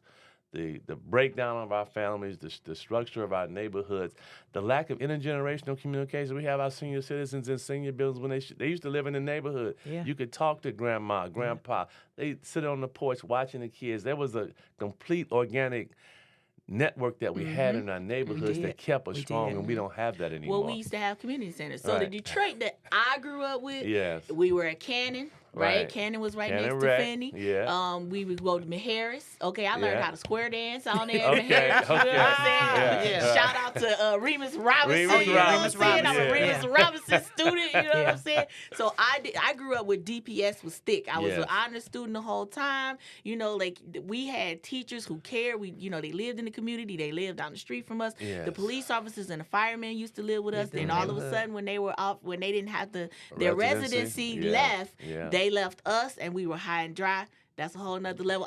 But- when I say an OG Detroiter, Right, yeah. I'm an OG OG, Detroiter. okay. But at the same time, you talk about residency, but actual residents also, because I know you talk about the requirement for police officers and other city workers to live in the city, but actual residents left the city too over Yeah. a period of time. Yeah. So you have a tax base that has left the city. So how do we recapture? I mean, because as much as we talk about people who have stayed, Right. we ultimately want new people or come back. old people to come back There's to no build question to about build that. on the tax revenue, right? Because it seems as if the people who are here feel like they're being overtaxed. Well, they are being overtaxed. I mean, it's very clear. And they're being overtaxed in part because the structure of how we actually tax and assess homes in the city of Detroit punishes people who live in the city of Detroit, who've lived here for a long time. People who are new, they get tax breaks, they get benefits. People who are not new don't get anything. And so part of what we need to do is we got to shift our focus. Our focus is always on the home run. We got to have a new stadium. We got to have a new pricing plan. Ooh, I but gotta we got fix my 38. face. I know. I sorry. saw. No, I I'm saw. sorry, y'all. Listen, I looked down at my phone and I saw your face. This is the conversation that I'm trying to have and I Right. want to have. Downtown is nice and shiny Yeah. and owned by two people. Everything owned by two people. I'm tired of downtown. Right, Okay, right. I'm tired. Wait, I let live me get in myself I'm together. tired. Okay, I not gotta get tired. I'm tired, sir. So let me tell you how we approach it. Okay, because talk to me. because part of the issue is the focus has to be on the small business people who locate in the city of Detroit. Yep. Detroit has a great entrepreneurial Yep, spirit. we do. Whether you see brothers and sisters cooking on the side of Absolutely. 7 Mile, 8 Yep. Mile. 7 or the Right, barbecue yeah, spots the on barbecue 7 Mile spot. slap. You know what I'm saying? All down the 7. clothing East side or west stores, side? Both, honey. Both. the Okay. clothing stores, the T-shirt folks, the printing folk. You got a lot of entrepreneurs, but they aren't getting assistance. I was Yeah. over the other day on Harper near Chalmers. Okay, my era. Brother Okay. has a hookah shop Yep, that's on what I was one gonna say, side, hookah spot, and yep. a nice. I mean, I hung out last Sunday with a singing band that was just phenomenal. He says I can't get any help over here. I'm saying why are we not helping taking some of these abandoned buildings? taking our young people saying, hey, look, if you want young culture and you want to be able to grow in our city, then why are we not taking these buildings, providing them with the opportunity to create their own commercial space so we can create spaces in our own community so that people don't want to have to go downtown. They can go walk down the They street can walk to a down the neighborhood. street. That's the kind Yep. of Detroit that when you talk about what we need to do, that's where our focus has to be. But it's not going to be that way if we can't keep people safe in the neighborhood. Yeah. Like that's the guy Because we told have me- to take care of Exactly. ourselves, basically. Well, the guy said I he have had, stories. The owner said, look, he said, I hate the fact that I have to have actually armed guards outside because I don't really like that vibe on my business. Yeah, but he got to He's- protect He himself. got to protect So, himself. a month ago, they broke it. They walked up. The little fella walked up to my car and Right. stole Yeah. my airbag. Right. Busted out my No, he window, stole the jumped in whole the car. He steering stole the wheel. airbag? Yeah, he carved They out the back stealing airbag. them. I Oh, was yeah. in the house. I was in the house. I have the camera, but I had the phone in the other room, so I didn't get the alert. He Right. hopped in my car. He took his little time. He hopped in the car in the front of the back window. Carved out. He knew because he's supposed to just take. Yeah, the steering wheel. somebody placed the order for that. They Yeah, placed the order. and I he need- carved They out did. my They did. airbag Yeah. and politely took my airbag Right. on Is to there the a next value street. on it? Oh, Like- yeah. There's always value on This these is like a parts. couple of $100. Yeah, at but- least $300. So he caused me $3,000 worth of Right. damage. Wow. So I'm and saying, 3 weeks of not having my car. Yeah, and I'm saying, and the look, police couldn't come. if you can figure out how to take an airbag out of a car, maybe you can figure out how to put an airbag back in In the there. car. How to Let me put provide you how to put a drywall up, how to hang a door, Something. all of those things. the rehab work in the city of Detroit. We have enough rehab work in the city of Detroit to occupy everybody in the city of Detroit for the next 30 years. We got 160,000 people that have permanently opted out of the workforce. And when they report our labor statistics and unemployment, you got 160,000 people that say, I'm not doing nothing. And how are we going to have a city, when you're talking about tax base and people not being productive and not paying income tax and receiving transfer payments from the state, you're not going to have a healthy city if you can't get those folk back in the workforce, being productive to do the things necessary to increase and grow our economy from within. I think when But we me and Andre have had some conversations. Yes. Oh yeah, oh I'm sure. I wanted to follow up. I think it's for a lot of people right now with the people saying I don't want to go back to work, I'm frustrated or whatever, and I think this is what happened. And once we start to shift back into whatever our next phase of normalcy, or temporary or adaptive normalcy that we see, Adaptive, right. yeah, we're gonna have to adapt to that. Is people got so burnt out when the world shut down. Yeah. And then you went through the whole process to apply for unemployment, me included. Yeah. That whole process, when I tell you that process stressed me Out. all the way out. And all other grown people that were my age Yep. was like, girl, People, period, like the whole community. I was like, they was yeah. calling me. I said, listen, I'm used to talking and running my mouth. I don't know nothing about putting this in and getting the password and talking to this person and calling 866-500-0017. I didn't know nothing about that. 1,000 Yeah. times. Due to high call volumes, Right, you're gonna be yeah. in hold for on hold for And 4 then when they days. give you a call, they click Right. on Listen. you. And now you got to you pay it just back. like, right, Yeah. Because they made a Yeah. mistake. Yeah. See, so that's that. Ain't nobody that, getting that money back. That That money gone. listen, Charge it to the that game. money in Atlanta. Charge it to the game, child. So Or that somebody part. that was out at a Louis Vuitton store. Oh and, yeah, now they listen. They did Louboutin and Louis and The Louis. Louis. mall was live when the It was when the popcorn check pop. came out. Yes. Yeah. And yeah. I think we as we work on the city and as we work on ourselves and we bring back things of substance that we need. You talked about the senior citizens and having that relationship in the senior building. I think it needs to be a relationship between senior citizens. And what happened? Senior citizens, they got tired. Yeah. The seasoned saints I know, like the ones that go to my church and the ones that live in the senior buildings, they got so tired. Like, child, listen, They I be shouldn't trying scared to in talk. their own community. That's yeah. the part. Yeah. So when Yeah. you afraid to go get your mail, Yep. and a lot of Yep. them, this is not just crime that we see. You Right. know, they want to go to the local grocery store. Maybe they want to go play their lottery numbers. Maybe they want to go to the beauty supply and get them a wig, whatever the case may be. A shake and go. A Get shake that and go. They and dealing with Right. that. And then I heard some seniors tell me, you know, they like to get out and walk. And they walk And there in are the no daytime. tracks. We don't have any Ain't no tracks. tracks. Right. Phoenix then used to be the where you go over dogs. there and be open. The stray Yep, dogs. yep. Stray dogs are a big If problem. they on the street, I know some seniors that lived on the street. They're in the senior citizens building now. They lived on the street and they said, Coco, it's too many abandoned houses. So when you walking down the street with your cane or your car, you going to the grocery store, and 2 or 3 dogs run out, Right. and you go through the system that you're supposed to go through to call to get the dogs moved off the block. Yes. Like, that's it. Close me off. Yeah, I'm getting good. into a Yeah. private high rise. Exactly. You call your niece, I'm out. Yeah, what- Tanisha, you and the Yeah. kids to Yeah. get this And house. they moved down south. They moved down But south. I Okay. think what we have to do though is we've got to reestablish intergenerational conflict between our young people and our senior citizens. And I said part of what I've been advocating for is that we've got to get our kids out of the school building. We got to get them in our senior buildings. We have to have them engaging with our seniors, walking our city. There is an approach that I've studied in other cities where you bring young people to the buildings to walk with the seniors. There's a great benefit because you're establishing a level of respect that we had when we were growing up because we knew knew better. Exactly. Right. We knew we'd get cracked real Right. fast. Right. We've All the way gotta down the block. We got to establish that connection again. So kids need to get credit for working in senior buildings, doing positive things, going grocery store, taking our seniors out of the building, getting them out the house. There is a benefit in restoring our community that we don't talk enough about it because it's kind of hidden to the side. And we look at all of our issues. We're going to continue to have these issues if we don't establish the connection. And what about young people? Well, they can also participate in cleaning up the city blocks too. Right. Because I tell you, that's a pet peeve of mine. Yeah. The trash When everywhere. the people who pull up and pull up next to you and and throw then the throw, trash. and I look at them like, get your ass, pick that up, you Once nasty. a week, I clean up my wrong? block. Right. Because it's like the city's already sweeping the streets. They are like And it's just only so much the city. Like we're sitting here talking about the government. It's only so much the government can do. Right. We as citizens Yes. have to take care of Yeah. our community care and where get you gotta them care about where you involved. live. responsibility. But there is also, when we have commercial business strips and we have gas stations that are not properly maintained Yep. or some of these Yep. shopping centers, Yep. that is an enforcement issue Yeah. that we have to have because when you look at some of these businesses and how they operate, well, the stores are absolutely filthy. And we talk about COVID in Gross, Detroit. yes. We understand why, because when you go in some of these buildings, it is scary to go in there. They have a responsibility. We also have a responsibility to ensure that people understand what their role is. I was over on Coralville. That's why Okay.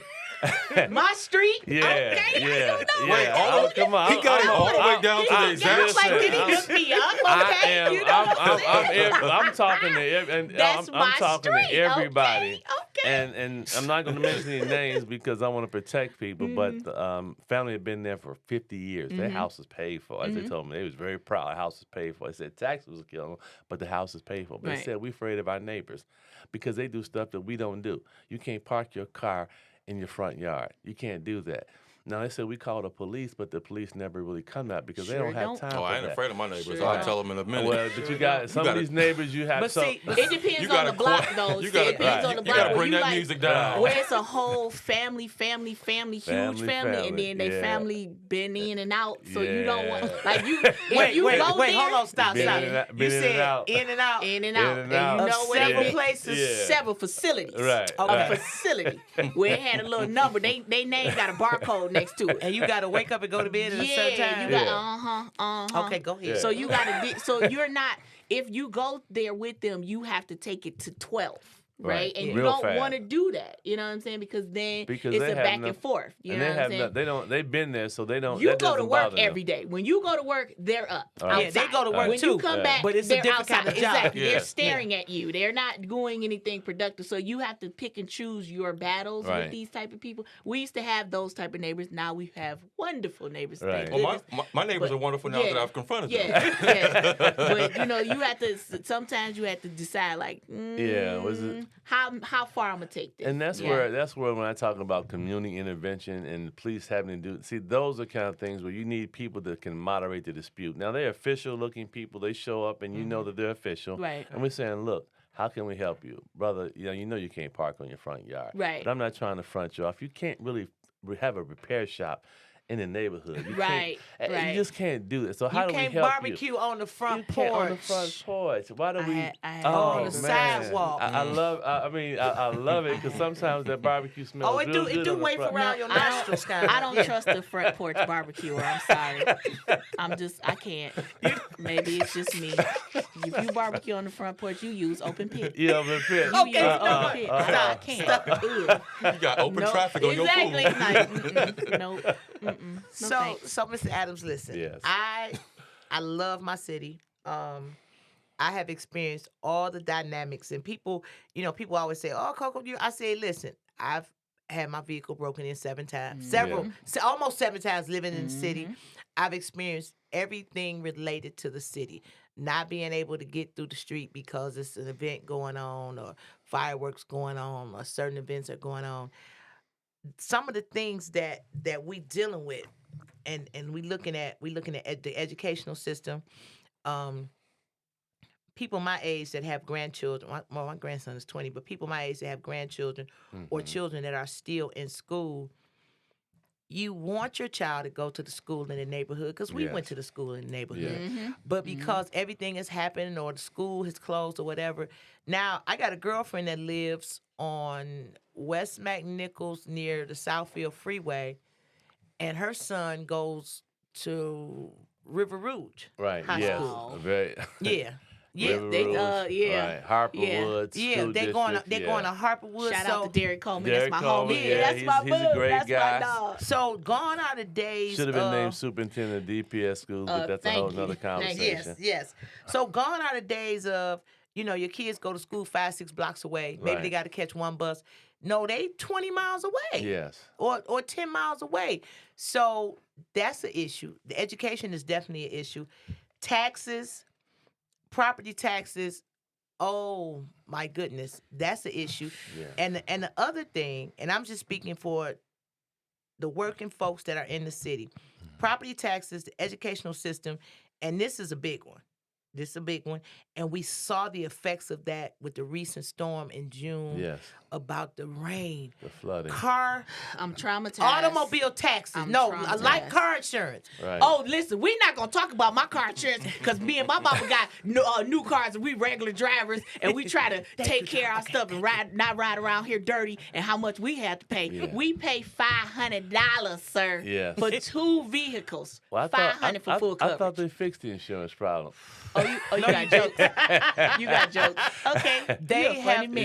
Yeah. they have not at one point. This is and I understand the 500. Woo! At one point, for myself and my daughter, Yes. my truck is seasoned now. It's 14 years old.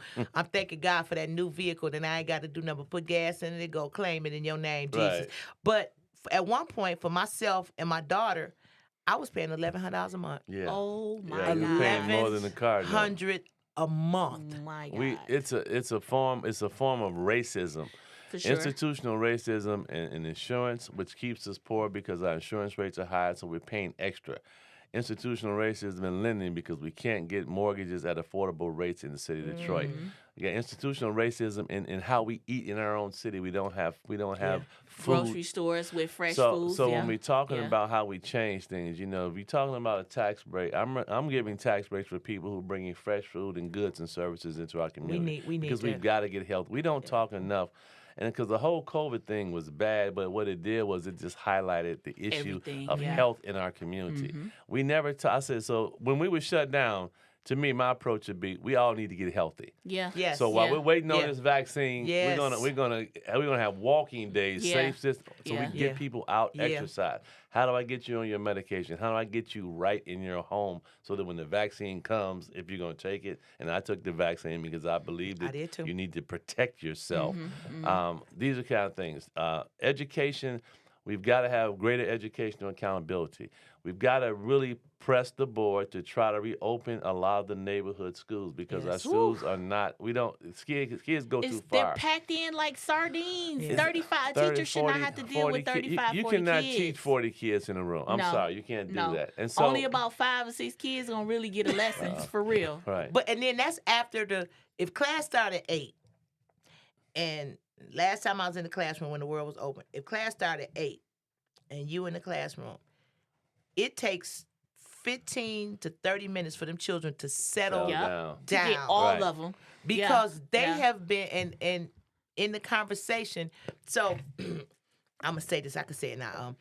In the conversation that a lot of those young people have, and it could be elementary, middle school, or whatever. They have a conversation, and people tell me stuff. I'm like, whoa, wait a minute, that's too much. But a lot of these young people, they don't get up in the morning and have a cereal and Yeah. get Nope. dressed and they clothes laid out. No. Mm-hmm. Some of them been up all night taking care of their sisters and brothers. Yeah. Some of them been up all night washing clothes. Yep. Right. Some of them been up all night playing video games. Let's just be honest. Some of them been up all night watching TV. So for them to get up and have the cornflakes with the banana cut up in them and be able to take a nice hot bath or shower, wash up, that's not a lot of those young people normal. Yeah. No. And they have to come in, and by the time they quiet down, the bell done rung and they go into the next class. So which is why we got to begin to alter the structure of the day and what goes on in the building and how they transition into learning. Excuse me. How do we allow them the time to meditate? I mean, there's a lot of really creative things Yeah. I think we could be doing. So there's a meditation period when you get in. It gives you 15, 20 minutes. And meditate. Yeah, you need to meditate. But we Yeah. had that when we went to school. We didn't know what it was. Right. We Right. said the Right. Pledge of Allegiance. Right. And we would sit down, and our teacher would just kind of talk to you or whatever. But it allowed us time to just kind of. And what these children face today, I was over at Rose Assurance Church over on State Fair in Kona area, and a young lady told me, she says, what I see in my house I shouldn't see. She's 14 years old. She I said believe. it's whack, and she said whack. Wow. She said I need help. I don't like the environment, but where can I go? And so when you look at these abandoned school buildings and you talk about transitional housing and providing safe spaces, these are the types of things we need to talk about. But we don't talk about it because if you're not impacted by it, if you've never lived in our community, if your kids have never gone to school, if you never hung out East Side Raiders at football practice and Right. talking West to Side parents, you clubs, don't all of really that. Yeah, understand what the pulse of really what people need. People want good things. I tell people all the time. When I was general counsel for Detroit Public Schools, I got a call from a principal who told me this mother brings her daughter to school and she's drunk every day she brings her daughter to school. And I'm saying, well, The she brings mama her to drunk? school. The mama drunk. Well, as long as the child ain't drunk, we Well, okay. but she was bringing her. the So what baby happens brings is the mother brings the child to school. She drunk, and of course all day your mama drunk, your mama. Yeah. So she wanted to keep the mother out the building. I said, well, I don't know if we can do nothing like that, but let me come to the building because I was very hands-on like that. I get to the school, parked in my car. Sure enough, I see the mother staggering, bringing the daughter to school. I told the principal, I said, look, I know it's not your job, and I know you got a whole lot of stuff to do, Right. but have you ever thought about pulling the mother in and say, look, giving her a cup of coffee and saying, look, I really appreciate the fact that you are bringing your She kids is. to Absolutely. school. She is. Absolutely. Let's But give there's her so credit. many Let's that's give not her bringing credit them to here. school. Yeah. Yes, church. Even in her Yeah, age, she's still Yeah. taking And that she baby had to a school. conversation with her and, kind of helped change her life around, kind of helped her daughter, who daughter was a very good student, by the way, who was trying to do the right things. We've got to take the extra step because these are our relatives. These are our sisters, our cousins, our uncles. We got to help people understand that we can do this. See, the other thing is the hope side of it. Yes, we need neighborhood schools. Yes, we need our young people to engage with our senior citizens. Yes, we need our young men at risk to get themselves together. I say I have this program I call it Get Your Shit Together Day. Okay. I like that. I That's like what that. call. I And like so, that. and what happens on this Okay. day is that I said, short of murder and rape, Yeah. Right. I want you to come in. It's going to be a day of general amnesty where if you come to me, you will not be arrested this day. And what we'll do is we'll have prosecutors, we'll have social workers, we'll have skilled people. We will say, look, what can we do to help you get your Right. shit Yeah. together? Right. Yeah. Because I'm tired of chasing you. You get stopped by the police. You got 4 Yep. warrants and 3 You felonies. running from the police. You Yeah. crashing Driving into people. dirty, You you're harming running somebody fast, else. you're driving yeah. fast, you're trying to get away. So Yeah. we're going to give you the opportunity to get your life together. We need to implement that. Hey, come on. Wow. Come I on. mean, This that's is that's that's probably thinking one out. of the realest Yeah. things that I've heard We're in a thinking long time. outside the box because if we don't, then we're going to continuously talk about these issues and not come up with creative solutions. To resolve them. What is it? How does it hurt us? We say one day everybody come to Cobalt Hall TCF. It's not a sting operation like they do Right. with the Super Bowl. Yeah, We're not gonna get you down yeah. there. Oh, that's a setup. They Yeah. try to. Yeah, No, and no, that's no. the part we do have. Like it's the skepticism because people have been played so much for so long. Right. You know, it's getting the community to actually trust. Yeah. What was going on and the leadership that we have. And that's the part. So with just getting yourself together, it may be something as simple as ID, a birth certificate. For saying No, listen. okay. Listen. We We be real seasoned in here. We be real seasoned. I've been wanting to cuss this whole time. I'm trying to respect you, sir. Feel that. I felt that shit in my spirit. Get it together. Get it together. But we need that, and we need to involve the church because here's the thing: yes. we need to involve because the black churches play a big role in our development. But then for some churches that's as far as they go, and then in some churches, like I love my church, but we have moved way beyond the doors of the church. We out in the street, we in the community, we out with our feet on the ground. Right. But we need to involve the black church in that process because they have a space. And their space is considered a safe space. So let's get these people in here. They need a driver's license. They need a state ID, a birth certificate, driver's license. They need to know how to get that. How can we get them a small payment plan to pay off the can we eliminate some of the parking tickets or something like that? Yes. Like, can we do something? Can we help you with the basics? Because if you're frustrated on the foundation, if you don't have a good foundation, then you can't build a house. And a lot of people, the stress is the little simple things. It is. Is how do I get my unemployment when I go so far on my unemployment and I'm trying to put my work job in that I applied for that y'all told me I got to get as a server at Bennigan's, wherever y'all say I got to work. And then it say stop, I got to go to a desktop and put that information in, but I don't have a desktop. Right. Or let's talk about some stable Wi-Fi. Because why do I go when I'm in the city, you look in your phone for your Wi-Fi, there's no Xfinity, right? There's free Xfinity. You go across a certain level of street, 8 mile, you sign in, you get a free hour. You got to go across the street to get your free Wi-Fi, then you come back home. Yes. You know what I'm saying? When you talk about money that the city has gotten from the Recovery Act, the school district's got another $950 million broadband free service we should be doing because the digital divide is real in the city of Detroit. There's only so much you can do off your phone. Right. You got to have that. Using our libraries, which need to be open because they keep them closed because they're stealing money from our library system with tax captures. Yes, I said it. So doing that and making sure that we put the resources where we need them. Using our churches as safe spaces for digital centers. Yeah. While we not using old school rec center. If you can't open the rec center building, let's have them go where they can play baseball and play games and do stuff after school to be safe. So the kids, by the time they go home, their homework is done and they can go to bed. And they may have to deal with the mess that they dealt with before. And then we can find out if you got some food. Yeah. We ain't gonna even ask. We're gonna say, hey, we got groceries meals over here. And we got some prepared food for you. How many I need a job, the sir. countless number I'm signing of food distribution churches that I've gone to, and I've probably gone to 60 in the city of Detroit on every aspect of the city. And oftentimes what I see, the food giveaways in a lot of these churches is not the type of food that people need to be getting because it's too much processed stuff. And I'm looking at Gleaners and all these folks, and I'm saying, wait a minute, you need to be buying much better food product in our community. But no one holds them responsible because they don't understand. And we have urban farms out the yin-yang with these fresh vegetables in these farm stands. Can we highlight them? Can we use the land? Let's use the land. When we talk about conservation, creating green spaces, food opportunities. I was at an urban farm the other day right off of Rosa Parks. In Virginia Calvert, Park. in Rosa Parks in Calvert area, a young lady's got an urban farm where she has fresh fruit that she allows the community to come pick for free. Wow. That is invaluable to how we change the ecosystem in our own community. So we got to use the land. We got to have gardens. When they talk about urban farming, it's nothing to laugh at because when you're hungry, if you can go get some fresh greens and vegetables and turnips, it makes a big difference in your life. When we had that certain individual who owns a part of downtown is trying to quash urban farming, you wondering so the community getting free fresh vegetables and food is a bad but thing, you're gonna quash that.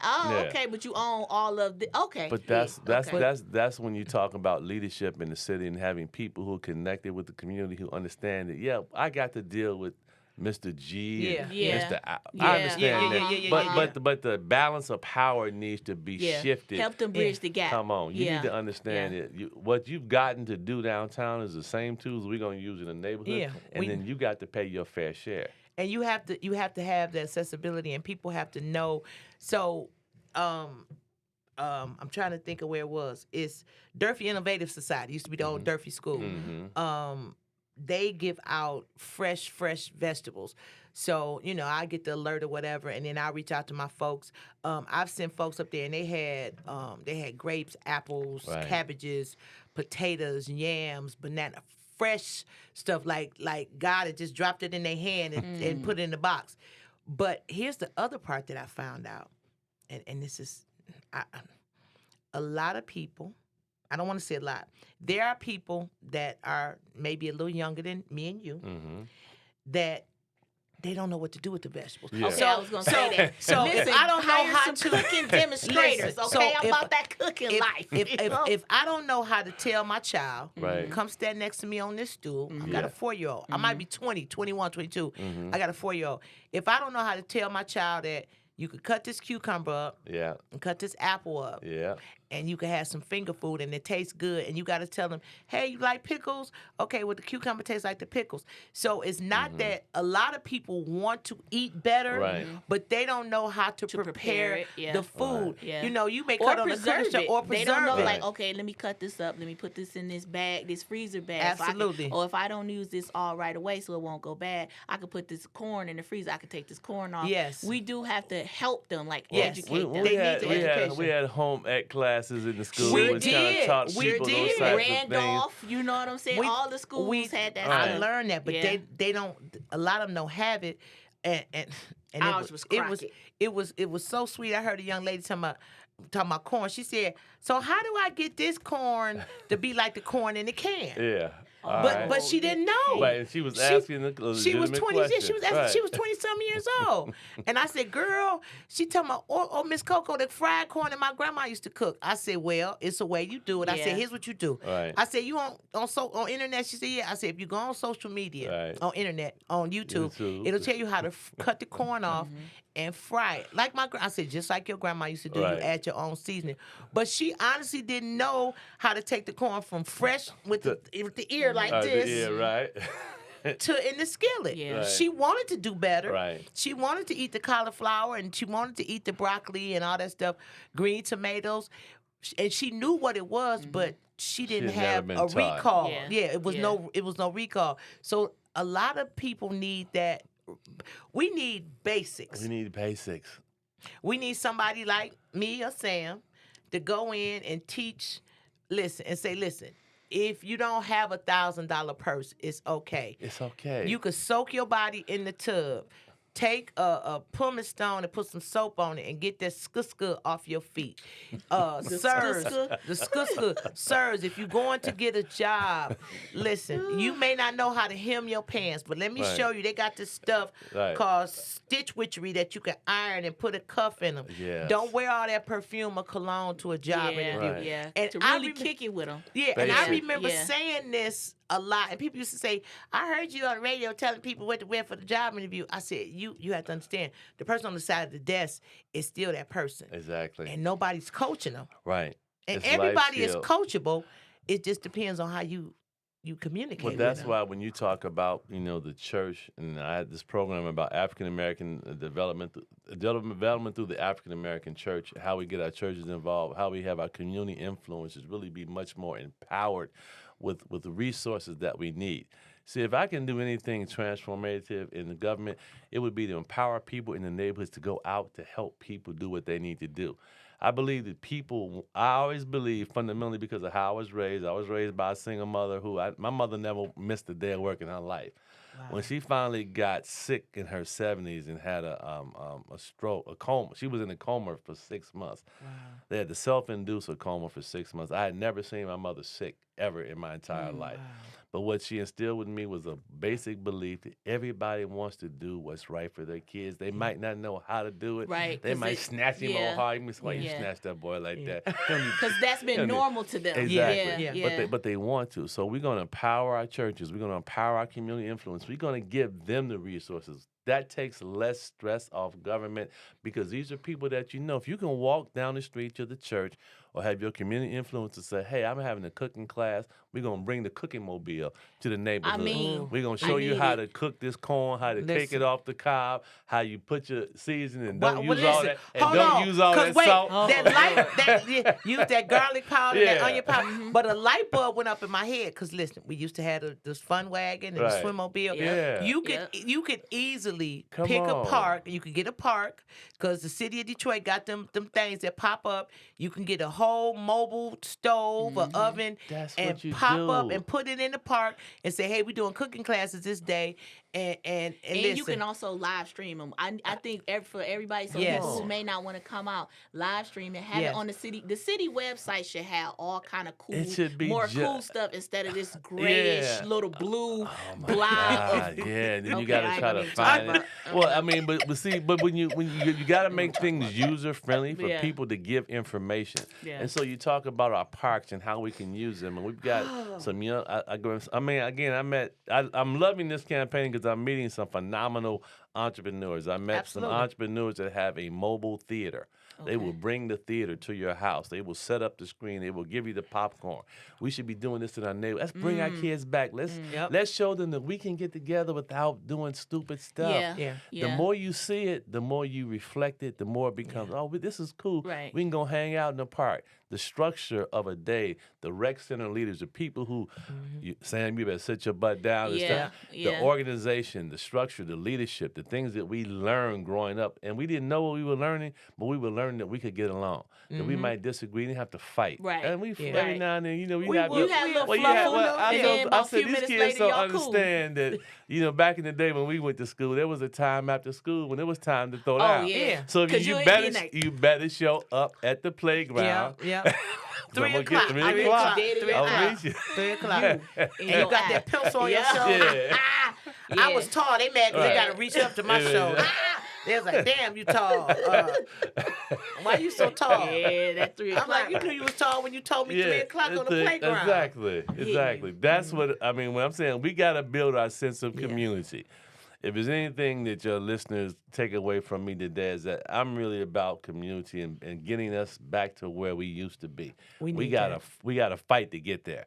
Because these young people, and it's something about seasoned people. Oh yeah, some of them seasoned saints. Yeah, we gotta say, look, it's time out. It's time out those for a old lot of stuff. ideas and old attitudes. Yeah. Right. Okay, so Mr. Adams, I asked a little harder question as a resident because I haven't voted. I vote absentee, so I haven't voted my ballot. Well, make sure you take your ballot to the clerk's office. Listen, I used to work for Miss Curry. Okay, Miss Jackie Curry was my woman. You know what I'm saying? So I bought this voting life. Okay, you going back into the Curry boys. Yeah. All right. Okay. So I want to say, you know what I'm saying, Charmy, all of them. Okay. So I would like to ask, and there are people who wanted to know. Okay, so Kwame left. Yes. We love our brother Kwame, but Right. Kwame left a something. He right? left and a you mess. worked. Yeah, He you left worked a for mess. him. And so, how do it. you separate where you're coming from than what you worked under? So what I tell people all the time is that I'm my own man. Okay. I actually was recruited into the administration to help him try to deal with a lot of the issues that he was dealing with. I kind of came in the second term. Okay. And I stood. And I think I stood for great integrity because obviously having everybody who went through everything during that period of time, the only person who wasn't implicated in anything was Anthony Adams. Okay, so you was the one that was out. I was the guy who was really about the business of serving the people. Okay. And part of what happened behind what happened to my brother is that people really lost faith in African American leadership in this community. The largest battle that I have in this town ain't got nothing to do with my intellect or what I talk about because everybody, it's clear you understand what you got to do. Right. But can I trust you? That's it. Can I That's the trust thing. you to go? As the brother told me yesterday at the car show over on Grand River and Clover, they said, "Can I trust you that you won't embarrass me?" Yeah, Can that I was the trust whole you? thing. The And I pain that it said, caused, the it was trauma that it painful. caused. It traumatized the city, and we're working our way out of that trauma. And so I say, look, all you can do is really look at my history and everything that I've done in the city. The fact that I've been involved in social aspects, political aspects, government. I've done great things in the city, and I normally don't toot my own horn But you- because I'm But about sometimes, I'm about sometimes the you business. have to let people know, Yeah, I'm you know, about from whence you come. Yeah, Exactly. check my absolutely. Googles, bro. Exactly. Check my I'm Googles. about the, but I'm not a perfect man. See, and I say all these experiences, life experiences, have prepared me because I understand the great magnitude of the office of the mayor of the city of Detroit. Yeah. That is a person that people need to respect. They need to be able to look up to you. They need to be able to know that what made Coleman great was the fact that people knew that regardless of whatever the decision was, he always had the best interest of the He people who did. lived in the He city. protected the city of Detroit And and the that's what residents I for want sure. people to understand. That look at my record, look at my history, and what you'll see is a man of integrity. I'm not a perfect man by any stretch of the imagination, but I've learned through all my life experiences. I'm a seasoned guy. I'm not. I'm not. I've done a lot of things in my life, and I really believe that I can use my skills and my talents and my connection with the community to benefit the people who live here. I love my brother. I love Oh, him absolutely. dearly. Absolutely. But I'm not him. But I Right. understand. Right. I'm my own understand. man, and I think that the record is clear that I'm my own man. Okay. And okay. that question when And we that wasn't a difficult that- question, Yeah, by no, the way. no, I but mean, when we- but you know, when we I just just People gotta got- ask. people gotta yeah, know. They But gotta when know. we when we posted it, we get people that shoot us DMs like, "Hey, could you?" And people want to know, and there are people that follow us. You know, when you go back and watch the show, there are people that are committed to being in Coco's Corner on Monday. It's like, okay, 7:00, who y'all gonna have? This is what they go and look at the promo Right. and all that stuff like that.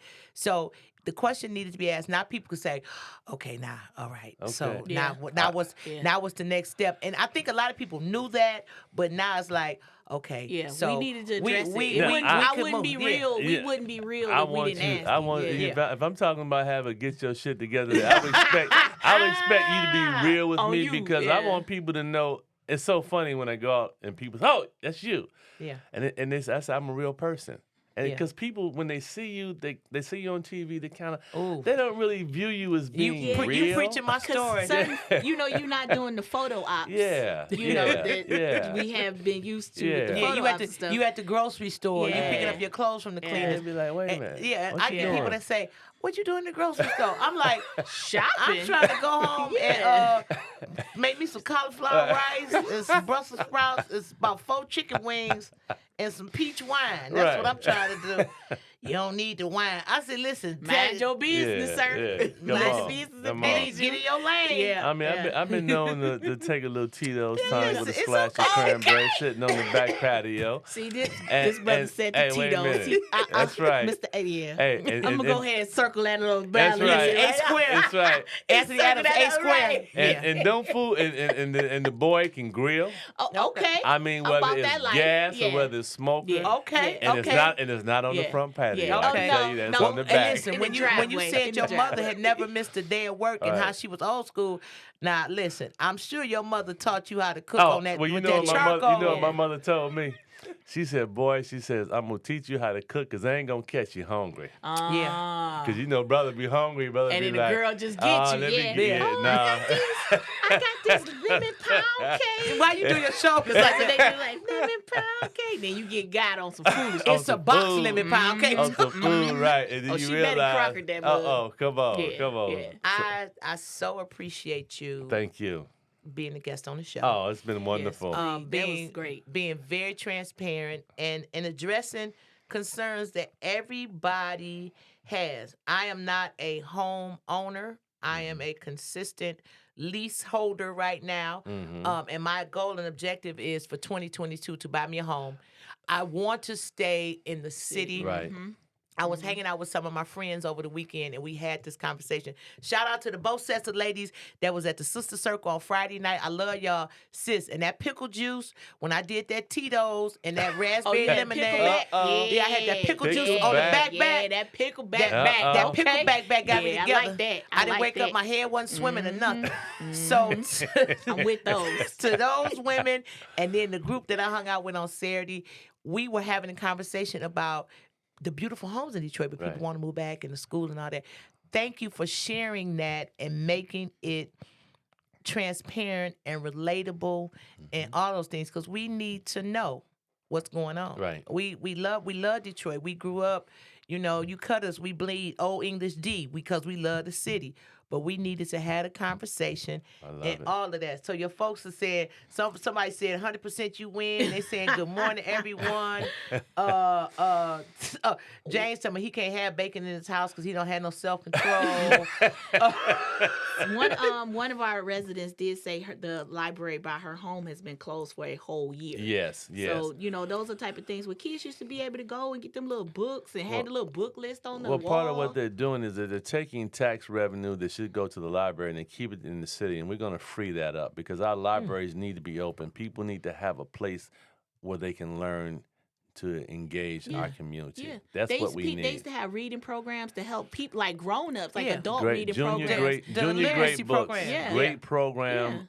Teaching kids critical thinking, which is not just reading, but reading to understand the text and the time. Right. What did they used to call that when we was in school? Reading and comprehension. Yep. Reading comprehension. So our teacher would tell us, okay, you can read it, but what are you reading? What are you reading? Yeah. I'm like, well, that's when we had phonics and all this stuff. So that you're able to decipher information because we get so much.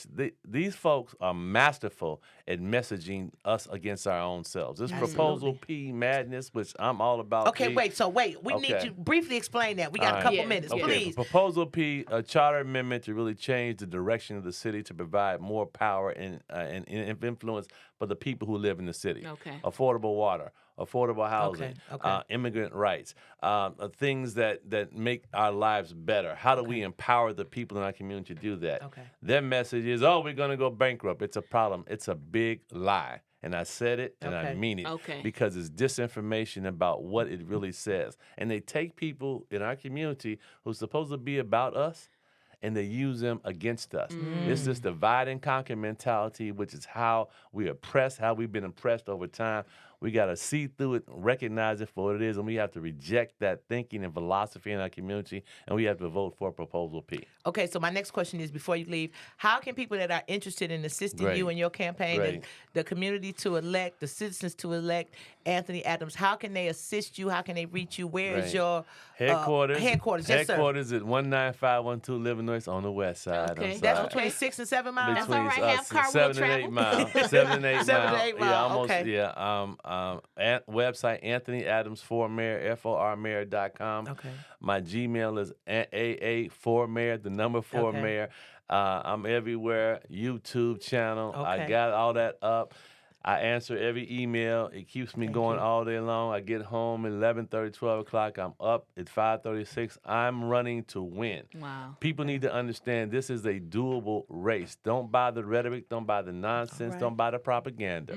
Okay, All right. Because we're going to get our shit Wait, together you over there today. buy good cakes and bakes and Yes, I am. cuzzos Yes, I and am. Durden's catering. Yeah. Okay, the noise. Good And times. down the street from my brother's hat shop, Yeah. McGivens Clothing, right next to Bucharest. So, Is that your brother's yes, hat shop? that is my brother. I was yes. just in there the other day, brought Ed Gainey, the guy who's slated to be the first black mayor of Pittsburgh. We walked the business district. We talked to you. I didn't know that was your brother. Yes. I talk with him all the Wow. time. He wants to hook me up with the. Oh, listen, he didn't got hats on people's head. Yeah. I called him about a month ago. Michael Collier was in town working. Right. They wanted to buy some hats. I said, bro, I know you ain't open on Sunday. He said, wait a minute. He's Jamaican. Yeah. Wait a minute. I can get Hold it. on. Tell him About to to call make me. Evry, He been right. call- Right. So, yes, I love that. Thank you again, Anthony Adams, Thank for you. coming on. Thank Y'all you, could sir. check it It's been a out. pleasure. Find him if you want to volunteer, if you want to go canvassing and all that stuff. We out every because day. the primary election, believe it or not, y'all, is next Tuesday. And Next most Tuesday. important than more than the general, guys. That's The right. primary Yes. election is most important Yes. always Exactly. before Yes. any general election. Don't wait till late or let everybody The else ninth make hour, the decision please for you. don't. Show up. Come on, man. And if Tighten you up. don't have your